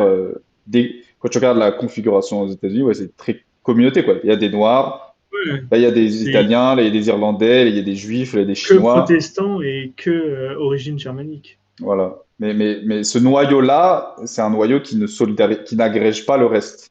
Même s'il y a des Hmm. meutes un peu quand même, mais alors en Argentine, il y a un truc, une consolidation qui est beaucoup Ça plus forte converge. parce que c'est des Méditerranéens et c'est juste des gens qui sont plus des humains que des putains d'anglo de merde autistes, quoi. Et donc on voit ce que ça. Deux pays avec des meutes et deux pays où tu passes des Européens à la centrifugeuse et des indigènes, parce qu'il y a aussi des indigènes en Argentine. Mais les indigènes en Argentine se sont mixés avec les Argentins et ça a donné des très belles femmes aussi, hein. Les indigènes argentines Hmm. sont très jolies. Alors que tu vois, les indigènes aux US, souvent, ils sont grosses, problèmes de santé, machin, parce qu'ils étaient à la marge, tu vois. Voilà. Enfin, ils sont jamais Souvent, on les a mis adaptés. dans les réserves et pas en Oui. Mais Argentine. parce qu'en fait, si tu te mélanges pas avec eux, soit ils meurent, soit tu les parques, soit tu te mélanges avec eux. Il n'y a pas d'autre option. Et si tu les parques, bah, ils sont pas adaptés au monde moderne, ils prennent des drogues, ils sont totalement sous-éduqués, il y a violence familiale, etc. Et, donc ils ont ces problèmes-là aux US. Alors qu'en Argentine, bah, ils sont juste mélangés. Et voilà. Euh, Par contre, ils n'ont pas fait ça avec les esclaves, enfin les mecs d'Afrique. On en reparlera plus tard, Ouais, mais ils les ont. voilà, Ça allait au front, quoi. c'est Sans quand c'est munitions. trop différent là peut-être. Bref, et du coup, oui, c'est ça. Et en tout cas, l'Argentine, ça reste un endroit pas mal. Même si les gens qui nous regardent, la majorité de vous n'avez pas l'argent, je pense, pour aller en Argentine parce que c'est devenu cher. C'est pour ça que je suis parti en Colombie où je mange pour 5-6 balles. C'était en mode crevard, même 4-5 balles. J'ai mangé un truc de ouf là, il y a pas longtemps, avec vue sur la vallée, tu sais, la carne à la llana, c'est une espèce de giga broche au charbon, putain, avec patates, et je suis allé avec ma moto, plein, qui m'a coûté 25 000 pesos, donc ça fait 7 dollars, et ça m'a duré 2 semaines avec un plein sur 7 la dollars moto. le plein. Hein. 7 dollars, Bon, mais ça après, me c'est un dure peu 2 semaines. moto. Ouais. Après, c'est une moto, évidemment, donc c'est moins, mais c'est une moto qui consomme pas beaucoup, mais ça me dure 2 semaines en Colombie, et encore, c'est monté là récemment, et même avec la montée récente, ça reste que dalle. Et en Argentine, je sortais, je devais payer plus qu'à Paris pour manger, quoi. 25 balles au restaurant, ça comme ça me frustrait. Hmm. Donc, mais voilà, mais si t'as pas un job qui paye bien avec les US, ou alors si t'as un salaire français, tu vas vivre ok, tu vas pas vivre comme un roi. Mais bonne chance pour avoir un salaire français en Argentine, parce que les salaires sont pas du tout à ce Et niveau-là. surtout T'as que le les coût de salaires la sont. France sans avec la moitié des salaires, quoi. Donc, à part les Hmm. loyers qui sont plus bas, évidemment. Mais tout le reste, C'est c'est comme pareil. en Europe c'est comme en Europe centrale, qui est intégrée à l'Union européenne. Sachez que c'est pas du tout les mêmes salaires qu'en France, mais c'est le même coût de la vie. Donc, c'est un peu, pour moi, en tout cas, c'est un peu passé le train. Euh, Le Il train de y a quoi? beaucoup moins de pays de s'installer en Europe centrale. Ah, tu veux dire Pologne. C'est beaucoup moins intéressant maintenant qu'il y a 10 ans. Là, franchement, le coût de la vie, c'est comme en France. Les salaires, ils sont beaucoup plus bas. Donc, bon, si vous faites en VIE tranquille, vous allez vous mettre bien. Mais une fois les 2 ans faits, et si vous passez en contrat local, vous allez chuter de peut-être un tiers du salaire. C'est compliqué, vraiment. Après, tout est possible. Vous pouvez trouver des bons salaires, mais voilà. Les Il faut ingénieurs, en tout cas en juste Pologne, les savoir salaires que sont pas mal. J'ai l'impression qu'ils sont alors, mieux, informatique, pardon. Ils ça sont dépend mieux par dans quel. rapport à la France. En informatique, oui. Ils Genre, gagnent c'est plus abusé. rien qu'en junior, plus de 3 000. Et ils gagnent même plus, je crois, que j'avais regardé récemment, plus qu'en France, je crois. J'ai l'impression, genre, la moyenne, Oui. parce qu'il y a une demande de ouf. En France, il y en a trop. Enfin, et bref. Ouais, du coup, l'Argentine, destination sympa, pour fuir la guerre. Je vous donne des options. Femme très belle, de tout type, hein, typée bleue, Mhm. typée sibérienne, typée européenne, typée indigène. Et Tout est bon dans le cochon. Vas-y, pardon. c'est comme en fait aussi en Uruguay, mais surtout au sud du Brésil, les 3 États du sud, où il y a aussi beaucoup de mélanges européens et presque purement européens, même s'il commence à y avoir, parce qu'il y a, c'est des régions en fait très euh, où il commence à y avoir beaucoup d'industries. En fait, il y a beaucoup de mélanges entre Européens. Ça donne des mutes, mais comme en Argentine, avec des Écossais, Ouais. des Italiens, des Hollandais, Oui, il y a des des Allemands même Norvégiens, en Brest du Brésil aussi. des Allemands. Oui, ils font même leur Oktoberfest dans les villages allemands, Oui, oui. vers Oui. Florianopolis ou Eh ben, il y a Curitiba. ce qu'on Je appelle le sais Rio Plata, qui est la zone avec l'estuaire autour de du enfin, ouais. Uruguay, Buenos Aires et le sud du Brésil. Après, Florianopolis, c'est pas vraiment Rio Plata, mais c'est un peu au C'est beaucoup nord. plus haut. Mais c'est une zone d'agriculture. Tu sais, ça n'a rien à voir avec le cliché boum boum tam tam, le truc Il vulgaire fait bon vivre. Hein. du reste C'est de pas du tout Rio. comme Je ça. trouve, moi, j'ai pas aimé trop les gens à Rio. Même si la ville est ouf, c'est quand même assez dangereux. Après, les gens qui vont là-bas, ouais, bah, les Américains qui ont un sous-charisme, ils se plaignent que c'est difficile avec les meufs. Mais c'est vrai qu'il y a des bombasses. Quand je suis à Medellin, des fois, il y a des touristes et j'ai l'impression que c'est des Allemandes et tout, mais genre en mode Gisèle Bundchen, mais en fait, c'est une Brésilienne du Sud, tu vois. Ou des fois, c'est Hmm. des métis, tu vois, genre super rose yeux clairs, mais métis un peu renois. Et c'est vrai qu'il y en a pas en Colombie. En Colombie, il n'y a pas d'Européens comme ça. C'est vraiment tout le monde est métissé un peu en fait. C'est là comme Ouais. au Brésil, mais que la partie métissée ou noire. Mais il n'y a pas vraiment de blonde en mode allemand et tout, et que ça n'existe pas du tout en Colombie parce que c'était pas aussi prospère tout simplement pendant longtemps par rapport voilà, c'était de la jungle. Il y avait voilà, c'était par rapport même au C'était pas Mexique, il y trop en une a au nord du destination Mexique, mais d'immigration. non, ouais, plus Venezuela. Venezuela, il y en avait. Ouais.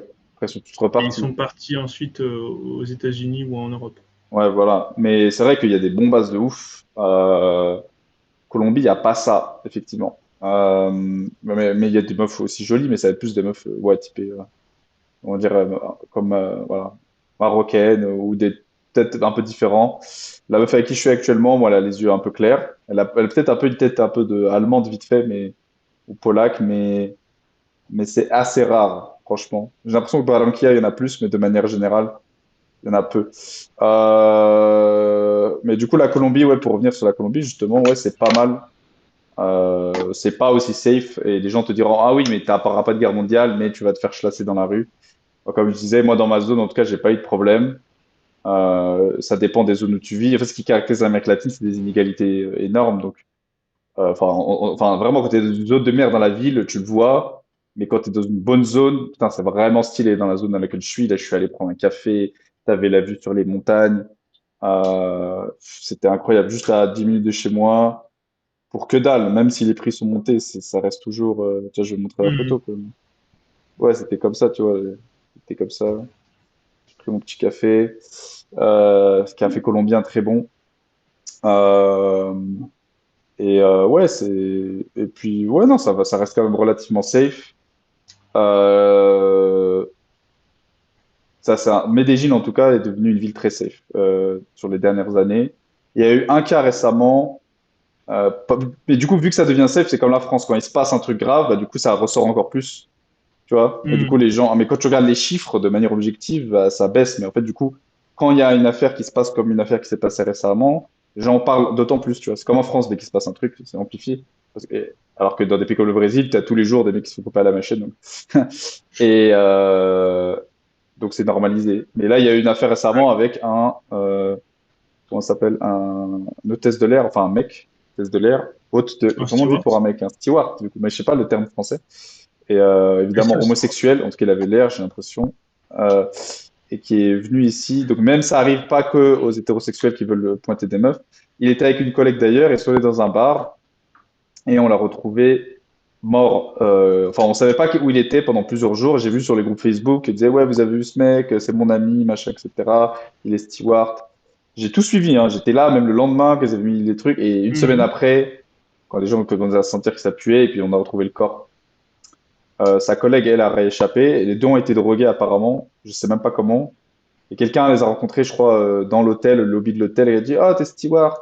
D'ailleurs, normalement, faut pas dire t'es steward à Skip parce que du coup, on sait que c'est des gens qui sont pas d'attache, qui sont plus susceptibles de faire la fête et des cibles, voilà. Le mec, il a dit oui, il est steward. Et le mec est un Américain, mais latino. Donc, en plus, il avait vraiment une tête pour moi de Colombien. Genre, enfin, Hmm. mais quand il parlait, j'imagine, il se fait cramer. Donc, même en étant latino, tu te fais cramer. Même en étant gay, tu vois, ça échappe à personne. Parce que tout le monde dit, ah non, c'est que des blancs pédophiles qui se font avoir ou parce qu'ils ont voulu pointer des meufs. Eh ben non, le mec était juste avec sa collègue d'ailleurs, donc avec une meuf. Les deux se sont fait droguer. On ne sait pas à quel moment le mec a glissé le truc dans le verre. Scopolamine, Eux-mêmes, elles se disparition. souviennent pas. Scopolamine, oui, injecté directement, enfin, dans la boisson. Mais je sais pas à quel moment elle a donné le truc. Elle a un peu groggy, elle a réussi dans un moment de lucidité, à un peu s'éloigner. Et du coup, elle les a perdus dans la rue. Et elle a vu le gars rentrer dans une voiture avec le- le suspect. On a une photo de lui, c'est assez flippant. Et du coup, tout le monde en parle récemment. Mais en vrai, si tu regardes les chiffres, franchement, moi en tout cas, je sors pas tant que ça. Jamais je prendrais une boisson de quelqu'un. Et moi, j'ai pas eu de problème en tout cas. Mais Hmm. après, tu les vois, les meufs qui ont des dégaines de schlag. Genre, déjà, un mec, jamais je prends la boisson d'un mec. Mais même une meuf, tu vois, tu sais, les dégaines de narco, les meufs de type narcos avec des seins en plastique, tatouages. Des fois, elles sont un peu plus discrètes que ça. Très bimbo. Mais déjà, si tu files sur le diplôme, ça va, tu Hmm. vois. Enfin, mais tu sais, c'est un minimum de conscience sociale. J'ai l'impression que les gens qui ont peut-être pas grandi dans un ghetto ou qui ont grandi dans leur bulle, ils sont pas capables d'avoir cette intelligence sociale, de savoir placer quelqu'un socialement dans un autre pays. Alors que quand même, il y a quelques indices. Voilà, mais il y a des gens aussi, voilà, ils sont vraiment les couilles pleines, donc ils entendent des voix et donc voilà, ils arrivent plus à réfléchir. Ils en peuvent plus. Oui, surtout les Américains, les Anglos, ils sont dans une misère sexuelle extrêmement profonde. Les Anglaises, elles sont vraiment des meufs très difficiles, les Américaines anglaises. Et ils deviennent zinzin en fait ici. Et les Français aussi, bon, j'ai l'impression qu'ils sont aussi, ils ont bien la dalle, hein. Et du coup, ils rentrent tête dedans. Mais globalement, je trouve que ça reste relativement safe. Moi, j'ai même Mhm. utilisé Tinder. On m'a dit n'utilise jamais Tinder, j'ai utilisé Tinder. Et j'ai juste filtré en fait sur les meufs potables. Eh, tu veux que je rencontre des gens comment? On est allé en boîte un peu, c'est bon, ça me casse les couilles d'aller en boîte et ça coûte cher. Tu es débourré pour peut-être parler. Puis c'est pas forcément les Mais, meilleures mais rencontres tu peux te possibles. faire justement droguer dans ces endroits-là. Donc, c'est-à-dire, au moins, je peux Hmm. filtrer, je peux parler un peu à la personne, parce que voilà, c'est pas des flèches 132 QI qui se calment les gens, tu vois. Donc, tu peux avoir une conversation pré-screenée, donner un rendez-vous dans un endroit public en journée. Moi, j'ai rencontré ma meuf comme ça, hein. Donc, c'est possible. Les deux, enfin, je sortais avec une meuf à Bogota et ici. Et voilà. Donc, Colombie, c'est pas mal en tout cas. Donc, pour des destinations pour fuir la guerre, on a l'Argentine, on a la Colombie, potentiellement le Japon, ça je le garde pour une autre fois. Mais est-ce qu'on a encore Dubaï? Est-ce qu'on a encore Qatar, Dubaï, Oman, les autres Émirats comme Abu Dhabi? À ton avis, avec la crise actuelle, avec tous les expats de Dubaï qui sont repartis en France Je ou pense pas que tous ailleurs, sont Thaïlande repartis. notamment, Singapour, est-ce que l'avenir de Dubaï est encore majestueux pour quelques années ou c'est terminé? Non, je pense que ça va encore. Ouais, par exemple, les Russes. Il y a énormément de Russes à Dubaï. Je pense que pour eux, ils sont habitués à la guerre et ils se font pas drafter au moins quand ils sont à Dubaï, donc ça va. Donc il y a beaucoup de gens qui viennent à Dubaï aussi qui échappent de conflits plus importants déjà, tu vois. Mais pour eux, c'est un terrain neutre. Alors Mhm. peut-être que les Russes, ils sont plus, enfin, les gens qui ont vraiment beaucoup d'argent, c'est plus intéressant pour eux d'être à Dubaï qu'en Argentine, par exemple, où il y a vraiment pas d'argent à faire.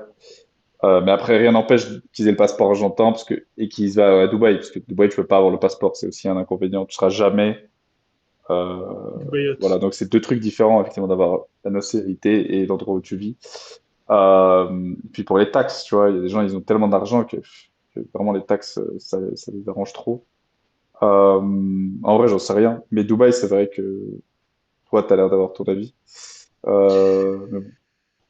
Les CCG countries, les pays du Golfe Persique, euh, selon moi, je pense pas que ça puisse se relever. Ils auront toujours le pétrole, hein, ça pas de souci. Mais pour se relever suite aux frappes iraniennes, ça paraît compliqué. Parce qu'en en fait, l'Iran a montré que On peut frapper quand il voulait. il pouvait frapper quand il voulait, mais c'est pas ça. C'est surtout que c'est pas parce qu'il y a des bases américaines dans ces pays euh, que ça en fait des pays à sécurité maximale. Alors bien sûr, dans la rue, sécurité maximale parce que la police gère tout. mais entre plusieurs pays, guerre interpays, c'est beaucoup plus compliqué.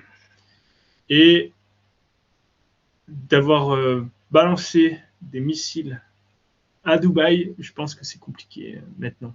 Ça va être compliqué de faire revenir tout le monde là-bas. Parce que de toute façon, ils n'ont pas construit avec une architecture arabe. Ils ont construit, c'est que du fake. Donc finalement, le seul avantage de Dubaï, c'est quoi? C'est que déjà, c'est 0% d'impôt, mais aussi, c'est un regroupement de tous les mecs un peu fortunés pour ensuite faire du réseau. Là, ils sont tous partis. Visiblement, ils ont ciblé quelques pays en particulier. Il y a l'Argentine, il y a la Thaïlande, il y a Singapour. Peut-être que finalement, ils vont se retrouver dans ces pays-là. Le réseau va continuer de se faire et ils n'auront peut-être pas besoin de retourner vivre à Dubaï pour en faire du réseau. Même si 0%, bon, Thaïlande, c'est pas trop non plus, c'est pas très élevé. Il y a d'autres pays qui sont à 0% et qui sont beaucoup plus, qui sont pas en zone de, ils sont pas au Moyen-Orient, quoi. Ouais, mais bon. Donc, je sais Argentine, pas, je pense c'est pas. pas définitif, c'est pas définitif comme avis, parce que on sait jamais vraiment ce dont l'avenir est fait, mais ça me paraît compliqué, Moi, je même pense s'il y a que des accords de paix ouais. ensuite. Les salaires sont vraiment bas en Argentine. C'est vraiment loin de tout niveau business. Dubaï, c'est vraiment un hub entre Asie, Afrique, Russie, Europe. Et enfin, si on sépare la Russie de l'Europe, mais si une partie est dedans. Euh, enfin, Asie de l'Est, Eurasie, bref, c'est un hub, tout simplement, on s'en fout. Même la Colombie, ouais, niveau argent, c'est vrai que les salaires sont bas ici. Même j'ai regardé les dentistes là, c'était genre junior, c'était genre 1000 balles. Après, ça peut monter un peu, mais c'est vrai que c'est pas ouf quand même, je trouve. Même par rapport au coût de la vie.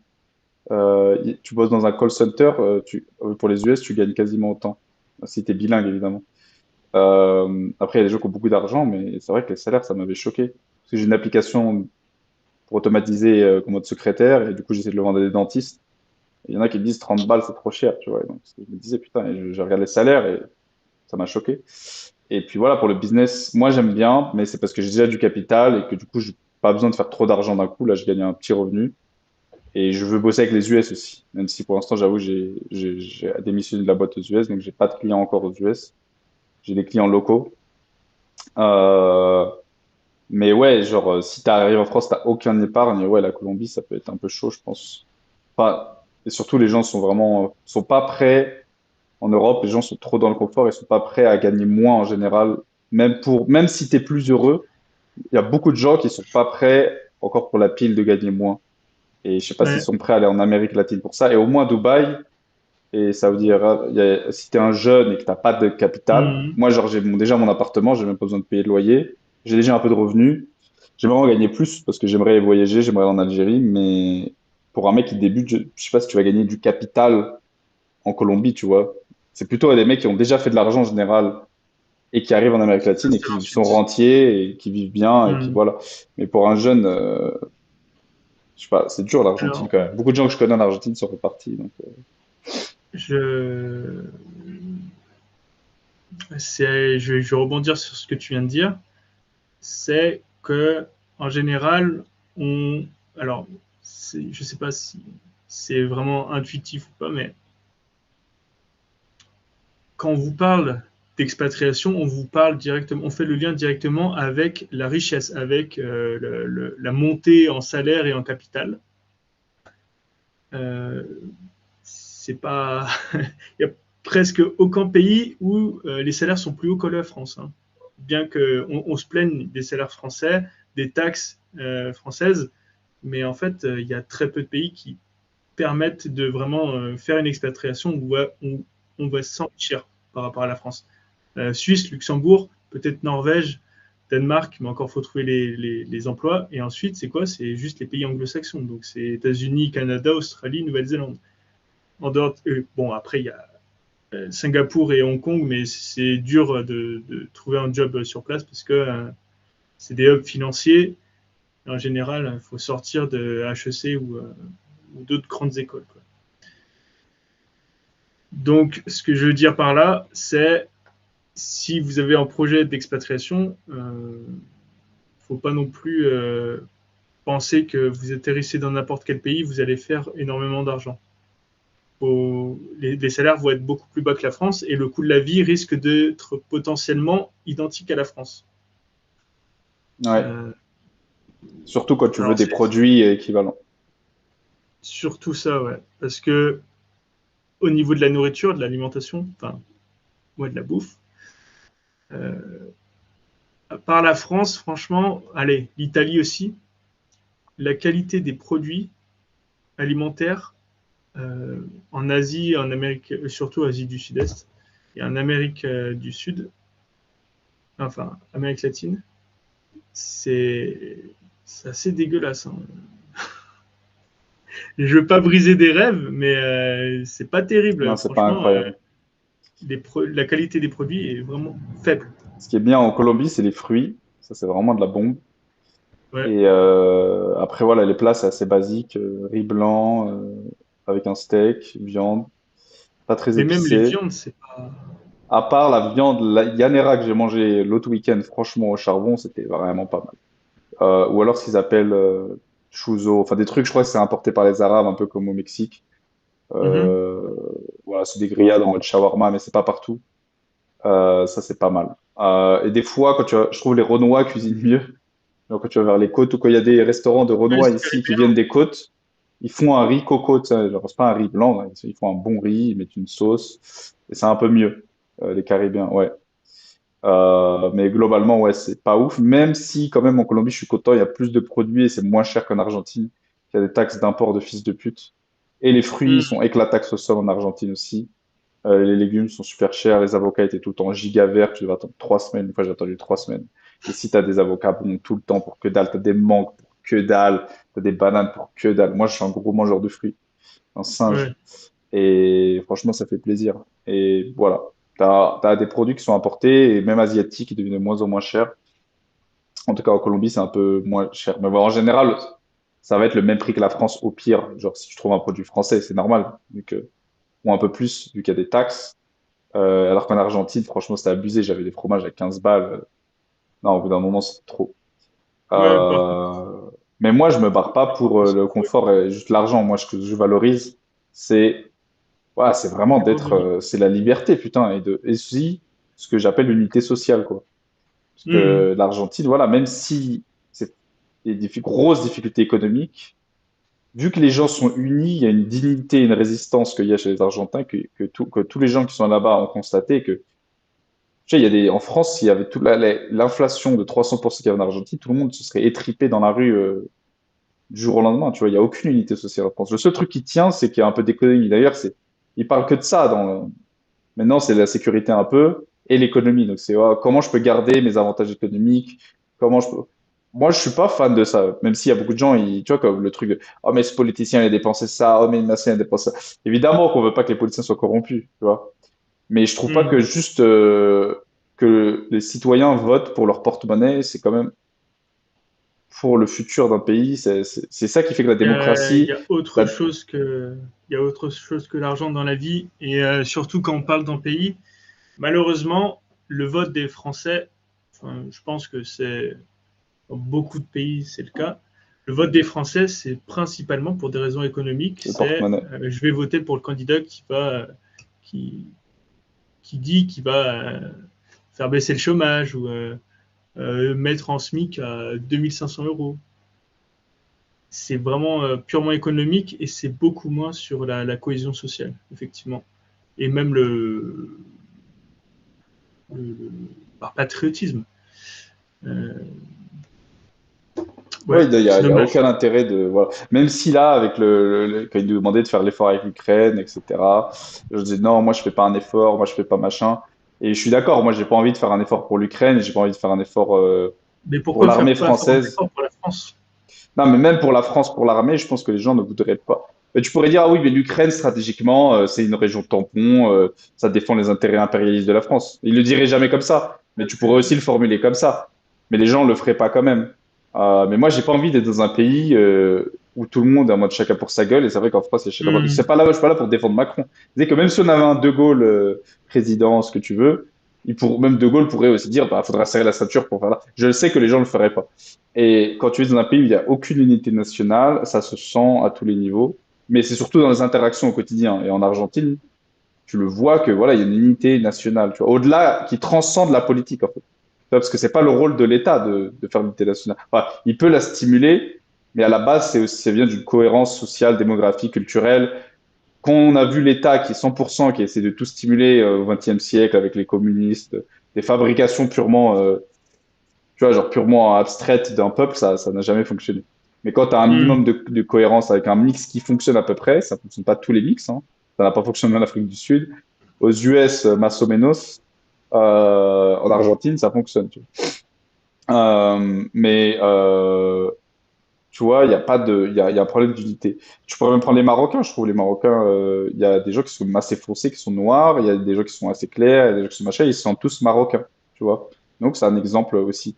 Euh, Il n'y a pas ça voilà, en Colombie, j'ai eu pas ce problème-là, tu vois, les gens sont tous quand même fiers d'être colombiens. Et c'est vrai qu'il y avait des guérillas, des trucs comme ça, ce genre de choses. Donc, c'est plus des revendications politiques, et, enfin, plus économiques dans le fond. Parce que c'est des régions en périphérie, agraires, où les gens étaient un peu délaissés, etc. Et qui disaient, bon, c'est mieux que je prenne un gun, parce que sinon je crève la dalle. Et c'est pas parce que les gens se sentaient pas colombiens et qu'ils voulaient faire un pays sécession de la Colombie, tu vois. Donc, les gens aiment bien leur pays quand même. Les Colombiens sont très fiers de leur pays, ils aiment pas trop que je leur fasse des remarques, même si c'est beaucoup moins, ils vont pas te le dire dans la gueule comme les Argentins qui sont pas discrets. Les Argentins sont un peu les Algériens de l'Amérique latine, puisqu'ils sont trop tout le temps avec le drapeau, le Trop machin, le fier truc, pour rien. Ouais. et tout, ils sont trop visibles. C'est pas comme les Hmm. Chinois ou les Indiens en soum soum, tu vois. Du coup, en fait, quand ils font les rankings de pays qu'on déteste le plus en Amérique latine, c'est toujours Argentine. Et l'Algérie se fait détester aussi pour cette raison-là, entre autres, par rapport à d'autres pays arabes où il y a aussi quand même pas mal de délinquants. Les Algériens, donc ils sont trop visibles, ils ont pas de stealth, ils ont pas de ce savoir un peu oh, mais tu as fait toi discret, ferme ta gueule, gagne l'argent, soum soum, comme tu peux dire comme des Juifs, mais comme des Chinois, comme des Indiens, comme même des Libanais, tu vois, ils sont discrets, ils font leur truc. Donc, il y a ce truc-là quand même. Et pour moi, c'est un truc super important.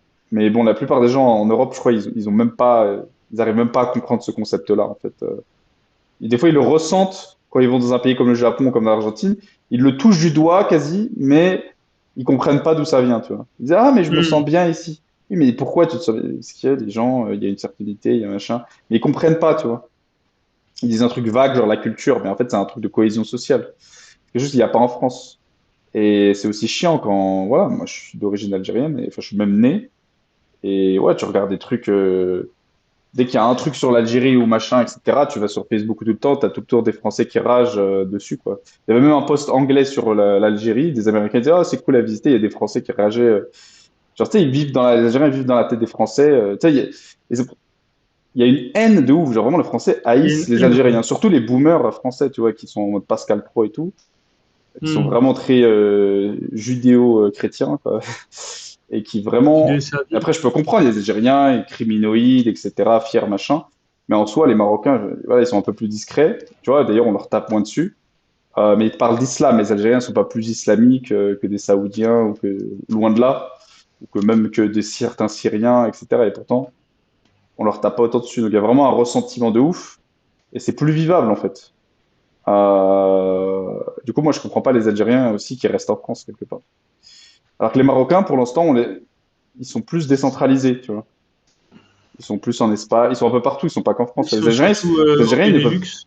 Benelux, même en Espagne, Jeanne Béton, même UK. Les Algériens, ils sont indissociables de la France. Je ne comprends pas, mais je ne comprends pas.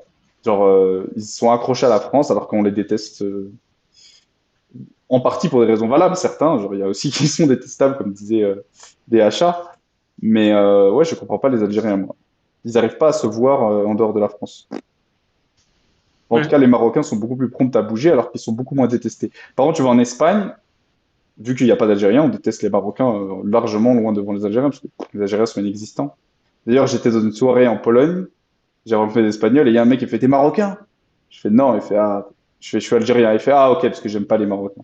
c'est inimaginable en France qu'un mec dise ah ouf, heureusement t'es algérien, parce que vraiment, j'aime pas les Marocains. Il n'y a jamais personne qui va dire ouf. Tu vois, c'est l'inverse en France.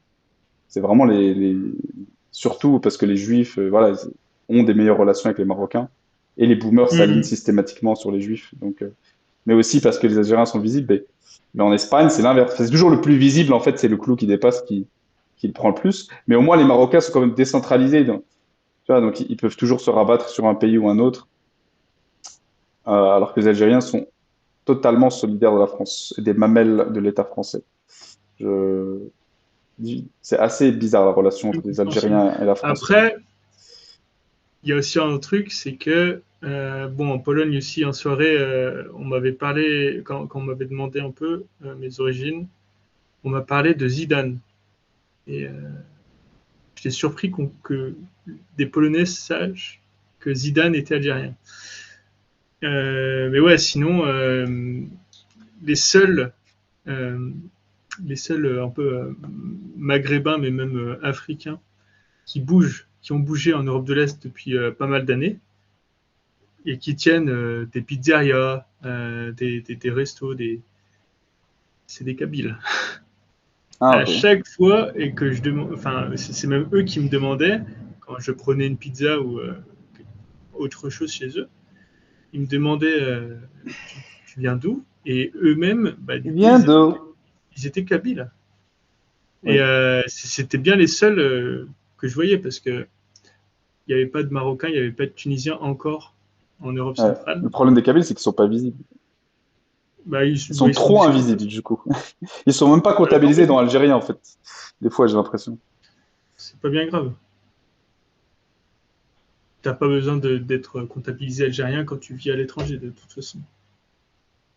Non, mais quand on te dit d'où tu viens, du coup, tu vas dire algérien, et du coup, Ah oui, ils il y a disent, la ouais. déception qui se lit dans le visage. Oui, oui, oui. Mais après, enfin, moi, Bon, j'ai plus ça. peut-être qu'on conclut sur est-ce que Trump finira par frapper la Colombie? Ah oui, du coup, on parlait de la Colombie. Ah oui, Ouais, déjà, pour les gens parce qui que vont me dire, est-ce qu'elles aiment bien les Algériens et les Colombiens? Parce que les gens vont nous dire, est-ce que les gens pensent qu'à ça? Je ouais. dirais, en vrai, les Marocains ont vraiment, les Colombiens ont vraiment des têtes de Marocains, plus, surtout à Medellín. Mais oui, vous aurez du succès si les Colombiennes n'aiment qu'une couleur, c'est le vert. Pour beaucoup, en tout cas. Ne vous en faites pas sur votre couleur de peau. Euh, Ça, c'est pas vraiment un souci en Colombie. Voilà. Donc Bon, le maillot national, Fennec, ça voilà, part. vous pouvez mettre le vert. Moi, je pensais à l'argent, mais oui, ça, le dollar, les Ah, Benjamins. le dollar. D'accord. Je sais pas. Mais bon, bref, ouais, du coup, les US, il y a des gens qui font des paris sur Polymarket sur les prochaines frappes en Amérique latine, Mhm. parce que tu peux miser sur la guerre. C'est triste quand même.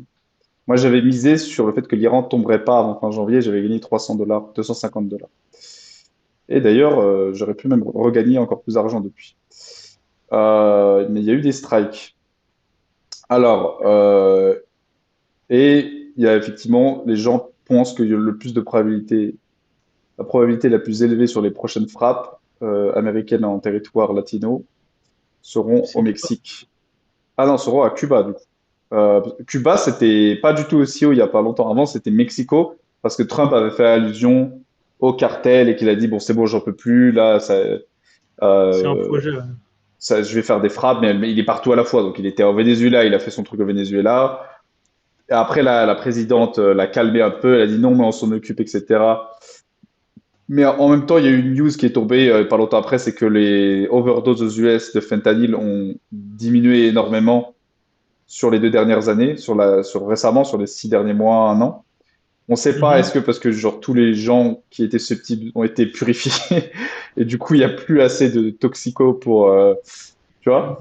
Ou est-ce que c'est vraiment ça s'est calmé le phénomène, il y a moins d'approvisionnement dans la supply chain, ou il y en a qui disent c'est parce que il y a moins d'argent, donc ils coupent plus le fentanyl, donc il y a moins d'overdose. Non, Mhm. en fait, c'est plus un site que la qualité du produit a baissé parce qu'il veut faire plus d'argent avec moins de sous, parce que peut-être il y a plus de demandes partout dans le monde où il y a juste moins d'argent en général. Et du coup, les gens veulent faire plus de marge. Et du coup, la probabilité, mais il parlait vraiment de faire des frappes au Mexique, genre de dire ah vous n'êtes pas capable, je suis planté. Donc il y a quand même des risques même en Amérique latine, effectivement. Je dis pas que c'est 100% safe. Puis Cuba, là ce serait plus une intervention à la Venezuela, je pense. Et il y a même Colombie, parce que dans le triangle des pays, il y a un axe qui se dessine en Amérique latine. Donc on a Milei qui suce la vie d'Israël à fond. Donc d'ailleurs, pour revenir sur le truc de plan Andina, le truc qui a réveillé ça aussi, c'est parce qu'apparemment Milei avait retiré la loi qui faisait que tu pouvais pas racheter un territoire qui a été brûlé Oui. 10 ans après.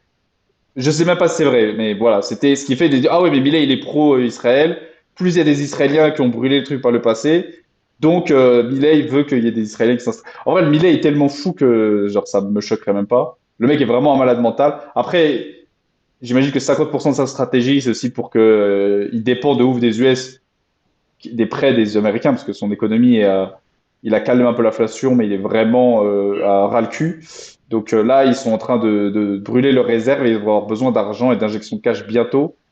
Sinon, le pesos va être dévalué encore plus, parce que là, il est survalorisé. Et ils sont en train d'injecter du cash pour maintenir une valorisation artificielle du pesos, Mhm. qui normalement devrait être corrigée, mais ce serait violent pour eux si c'était corrigé. Enfin, c'est très complexe. Mais il a besoin des US. Donc, il y a un axe avec Milei, il y a Bukele aussi, qui a accepté des immigrés ICE, donc des illégaux qui ont été envoyés par le système anti-immigration américain de ICE. Je ne sais plus c'est quoi Pour aller dans l'acronyme, la ils les ont prison. envoyés dans les prisons au Salvador. Donc, à Bukele, qui est d'ailleurs un Palestinien père musulman, hein. Donc, il y a beaucoup de. Voilà. Qui, Perryman. ouais, et qui. Mais du coup, lui, qui est judéiste, qui s'aligne avec les US en mode Mhm. autoritaire, homme fort, etc. Et on a le Venezuela qui a été, pour l'instant, qui a été mis dans le rang. Donc, il y aura pour le prochain dirigeant sera probablement pas pro-Trump, mais qui sera beaucoup moins de velléité vis-à-vis de Trump. Donc, ils l'ont mis un petit peu plus dans le rang. Et le prochain, c'est Cuba, quoi. C'est ce qu'il disait. Ah, next, Cuba is next, c'est ce qu'il a dit.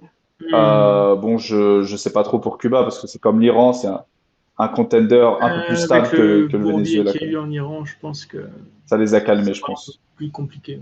Ouais. Ouais, ouais, même il a pris la confiance après le Venezuela. Il a cru que l'Iran ce serait le Venezuela et que moi j'étais en mode non, Mhm. non, ça va pas se passer comme ça. C'est pour ça que j'ai bête contre. Mais voilà, on a le président colombien, Petro, qui est un peu socialiste, mais tu sais, le socialisme un peu voilà, anti-impérialiste typique des latinos. Donc les Argentins qui sont un peu comme ça, à l'ancienne, pas avec Milei, mais les socialistes. Parce que les socialistes sont aussi anti-impérialiste, anti-US. Et Milei est libéral, mais pro-US. Donc au final, on voit que être, ouais, je suis pas fan du socialisme, mais au final, on te, si tu vas vers du libéralisme, on dirait que presque toujours, tu dois être aussi pro-US. Alors Tu que dois normalement, être adoubé par voilà, les États-Unis et par un autre pays. Ouais. voilà. Donc, et moi, je suis pas forcément, tu vois, moi, j'ai pas envie de choisir entre les deux. En tout cas, c'est pas mon pays, mais c'est dommage d'avoir ces deux choix de, politique rationnelle économique, mais tu dois c'est la vie des US. Ou tu dépenses trop et du coup, tu es anti-impérialiste, ce qui est bien aussi de pas se la vie des US. Du coup, bref, le président Petro est pas pro-US et du coup, il a rencontré Trump il y a pas longtemps, mais c'était amical. Puis juste après, Trump a dit on va faire une ligue de tous les potes des US et on va commencer à massacrer le cartel partout en Amérique latine en mode pas respecter le droit international et tout. Et Petro était en mode non. Et d'ailleurs, Petro s'est clashé avec Bukele parce qu'il disait 36% des mecs dans des prisons sont pas des criminels. Bukele disait on s'en bat les couilles parce que sinon il n'y aurait pas eu d'autre manière de solutionner le problème. Il a pas tort. C'est difficile, tu vois. Le Moi, je suis pas sacrifice tout blanc ou tout noir, mais je comprends Petro sur le fait pour le de bien commun. de pas sous l'habit des US et qu'effectivement tu vas avoir ta souveraineté. Mais de Mhm. l'autre, les États sont vraiment faillibles. Voilà, sont vraiment des États défaillants quand même. Même si ça s'est un peu amélioré en Colombie, c'était un peu mieux sous le président qui avait une ligne plus dure, Uribe. Enfin, deux présidents d'avant. Et du coup, il y a peut-être des frappes en Colombie, 17%. Mais bon, Polymarket ne donne pas toujours des pourcentages vrais. Ils disaient des trucs aberrants sur l'Iran, genre c'était genre 50% à un moment donné qu'ils allaient faire tomber l'Iran fin janvier. Genre. Juste parce qu'il y a des Américains qui s'emballent, ils disent de la merde, ils exagèrent toujours. Mais voilà, Mhm. je pense pas qu'il y aura des conflits à l'Iran, mais effectivement, il y aura peut-être des frappes ciblées sur des groupuscules voilà, des groupes armés qui sont transnationales en Amérique latine, qui opèrent un peu partout. Ils sont pas attachés qu'à un pays d'ailleurs. Comme les Mais FARC entre Colombie et Venezuela, peut-être. exactement. Et aussi Équateur. En fait, là, C'est des milices plutôt d'extrême gauche anti-impérialistes. Donc, mais ils bossent ensemble, oui, parce que bah, faut faire de l'argent ouais. en fait à la base, et Hmm. pour faire vivre le conflit. Et mais en fait, la Colombie, c'est beaucoup mieux que là l'Équateur. Ça a soit pétrole. Et du coup, quand la Colombie a resserré les vis sur les mandats précédents, il y en a qui se sont déplacés vers l'Équateur. En ce moment, c'est assez chaud en Équateur parce qu'ils ont des fonds et du soutien de, de groupes narcos en Colombie, mais qui se sont plus confortables d'opérer en Équateur ou à la frontière du Venezuela.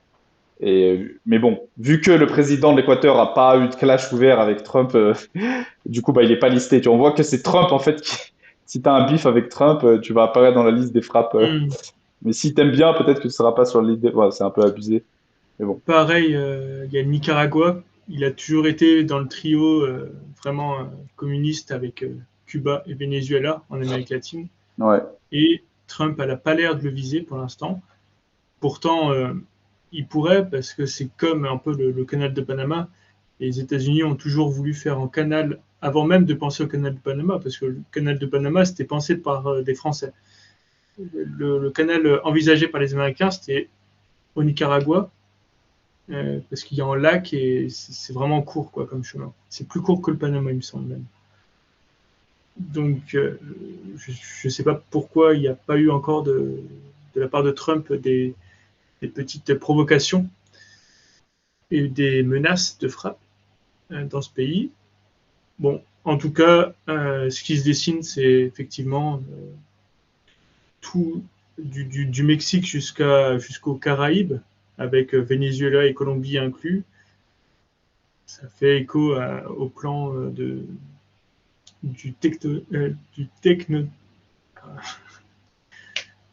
C'est une grande Amérique, si vous voulez, qui va du Groenland, Canada, États-Unis, Mexique et toute l'Amérique centrale, plus les Caraïbes, pour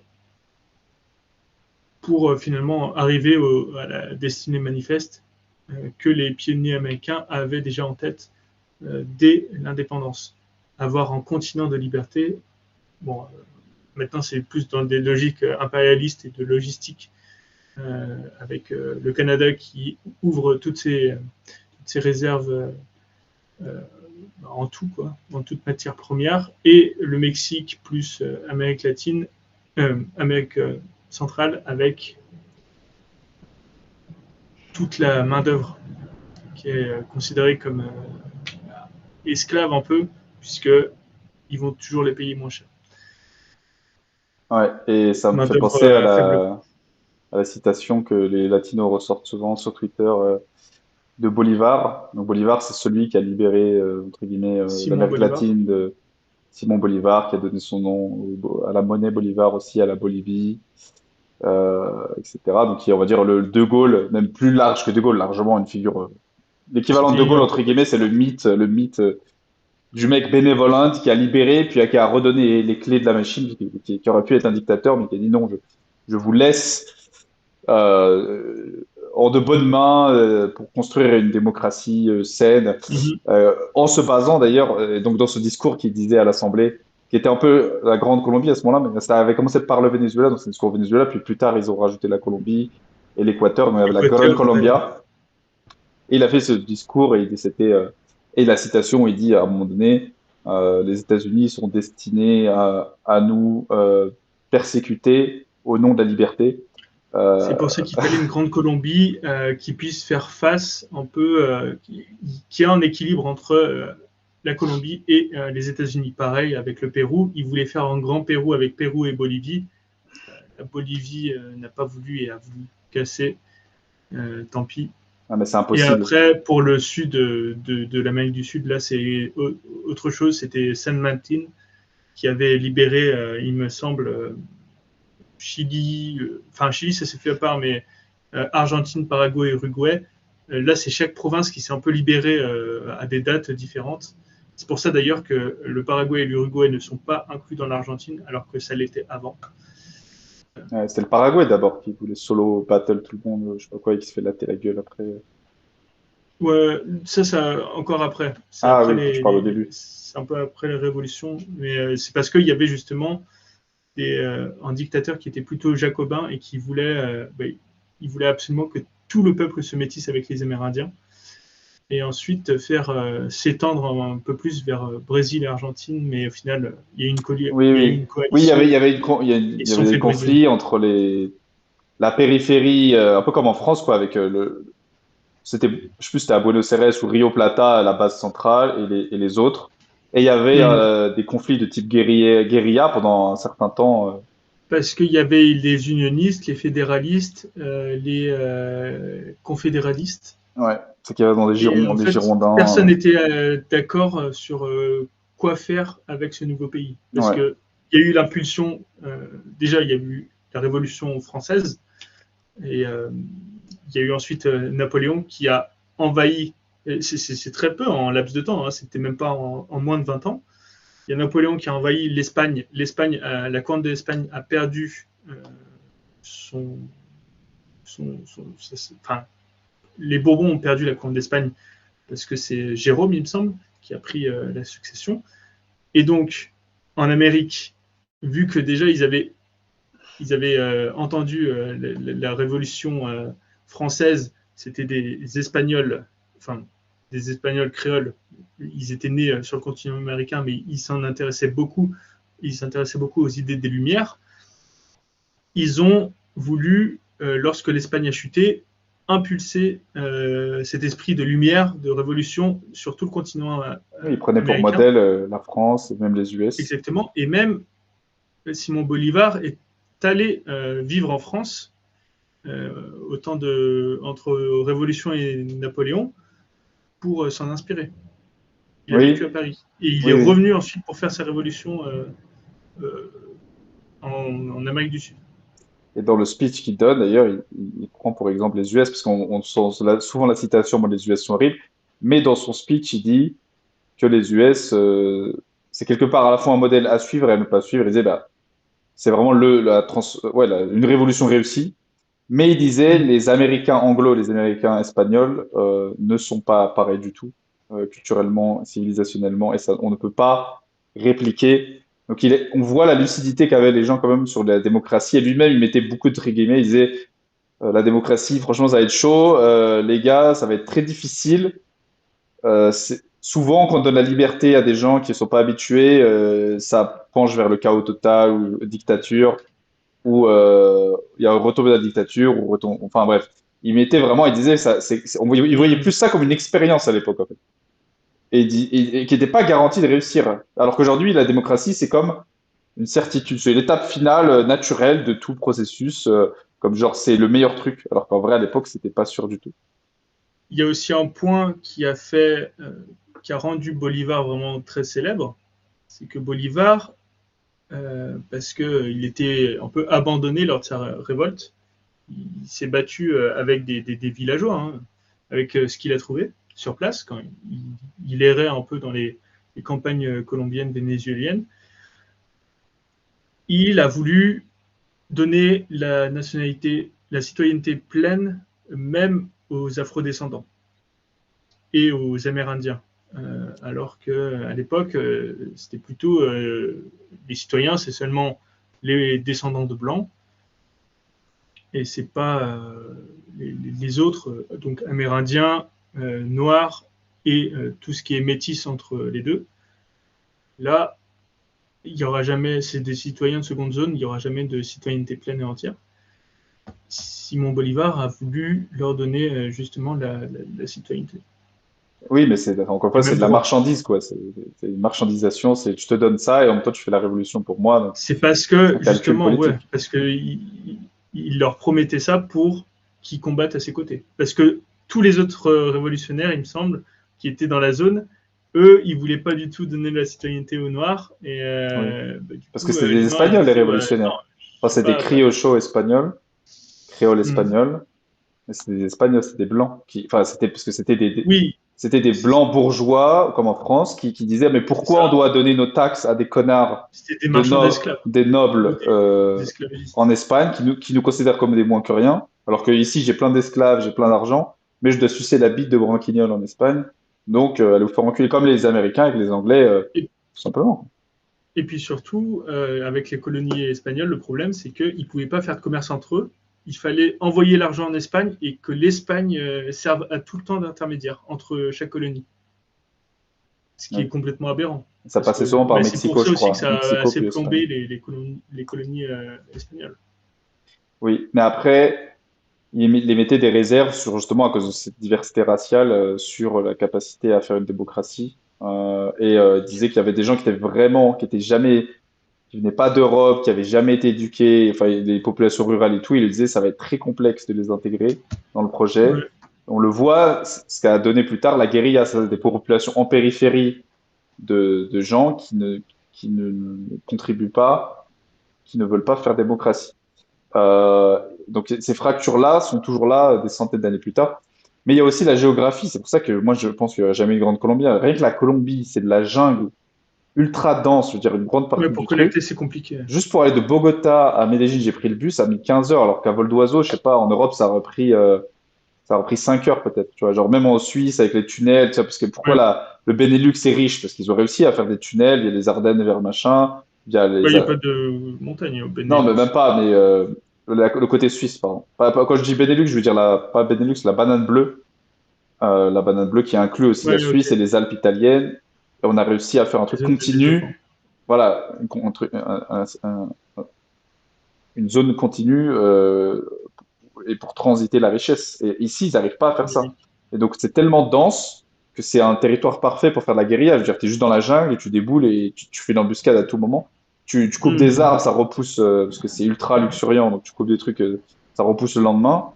Et rien que pour acheminer des trucs, ouais, d'ici à Medellín, le poisson, il est jamais frais, parce que voilà, ça vient de la côte, et tout vient en camion. Donc, ça met, déjà, juste de Bogota, c'est 15 heures, alors de machin à la côte, c'est peut-être 20 heures de plus, minimum. C'est un grand pays, mais plus qu'il n'y paraît. Et du coup, et c'est pour ça que la Bolivie et le Pérou, ça marche pas aussi, parce qu'en plus, il y a une partie caribéenne et une partie andine, donc avec des montagnes, donc encore plus compliqué. C'est vraiment très reculé, la Bolivie. Voilà, mais Bolivie, Pérou, il y a la partie andine, et du coup, comme l'Afghanistan, tu peux pas, c'est très dur de unifier des trucs qui Ouais. sont coupés en deux par des montagnes. Mais même au Colombie, tu as une partie andine. En Colombie, tu as trois parties. Tu as la partie andine, donc avec des gens qui ont une culture andine. Ensuite, tu as la partie caribéenne, ça va être des Renois, métis et tout, rien à voir. Et tu as Atlantique. Bogota, c'est des indigènes un Sud. peu espagnols, mais en mode plateau, mais rien à voir avec les Andes. Medellín, je sais même pas où les placer ces gens-là, tu vois, ils ont des gaines de Marocains. J'ai l'impression, je sais pas, ils sont un peu ils sont plus Mhm. costauds que les autres. Et ces gens-là, tu sais, ils ont même pas la même culture. Genre les mecs de Bogota, ils aiment pas trop les Renois des Caraïbes. Pour ils disent, oh, c'est des fainéants, ils travaillent pas. C'est pas la même culture du tout. Alors imagine déjà dans la Colombie les divisions qu'il y a. Imagine en plus tu rajoutes Venezuela, Équateur et Panama dedans. Tu vois, genre. Bon, on va conclure, Vas-y. parce que je dois partir pour l'hôtel. Ah Il me merde. reste 10 minutes. Euh, ouais, donc, bon. L'Europe, malheureusement, commence à y avoir de plus en plus de tensions. Les passeports vont sans doute être dévalués. Après, là, c'est vraiment. On dit ça entre nous, hein, mais peut-être qu'il n'y aura rien. Mais la tendance actuelle, au niveau de la dévaluation même des pays, du cadre de vie des pays, ça fait un peu douter. Il y a les menaces de mobilisation en cas de guerre, soit contre la Russie, soit contre la France. Il me semble qu'elle visait aussi deux pays ou un pays en Méditerranée pour potentiellement faire une guerre d'ici une décennie. Bon, alors au final, quels pays sont plutôt sympas pour partir vivre dans un cadre un peu moins angoissant? Comme tu l'as dit, ce serait plutôt Amérique du Sud ou Asie. Et encore, ça dépend des pays en Asie, parce que là, avec le prix du pétrole, le prix de l'essence, c'était un peu compliqué, il me semble, en Thaïlande et aux Philippines. Euh, donc, à voir. Il n'y a pas beaucoup de possibilités. Ouais, mais au moins même Ce serait si c'est la guerre facile. en Amérique latine, Il y aura des il y a teams la communauté nationale. et tu seras. Non, mais ouais, et tu t'amuses et tu es au soleil au moins. Alors qu'en France, tu auras, C'est vrai. la dépression plus la guerre. Tu n'auras rien. Plus T'auras rien. l'attendri. J'ai l'impression que plus c'est la merde, même plus les gens sont. C'est ça qui fait que les Argentins sont un peu fous aussi, un peu. Voilà. Bref. Euh, Vas-y, hein. Bah, de toute façon, on fera une autre vidéo. J'ai pas pu Ouais. parler vraiment de ce que j'ai fait en Colombie, mais il faudra peut-être faire une vidéo plus sur le détail en visa, faire du business et tout. Mais déjà, c'est pas mal un petit tour d'actu, avoir un peu de news. Mhm. Et voilà, j'espère que ça a fait voyager un peu les gens. Et puis on se On revient revoit. très vite normalement. On va On a essayer de reprendre un déjà rythme. prévu des. Exactement. On a déjà prévu des vidéos à l'avance, donc il n'y aura pas un mois d'attente avec la prochaine vidéo. Vas-y, Voilà. une vidéo sur tous les Et types de meufs ben, en Colombie. Toutes les types de meufs en Amérique latine. ça marche. Vas-y, allez, à tchuss.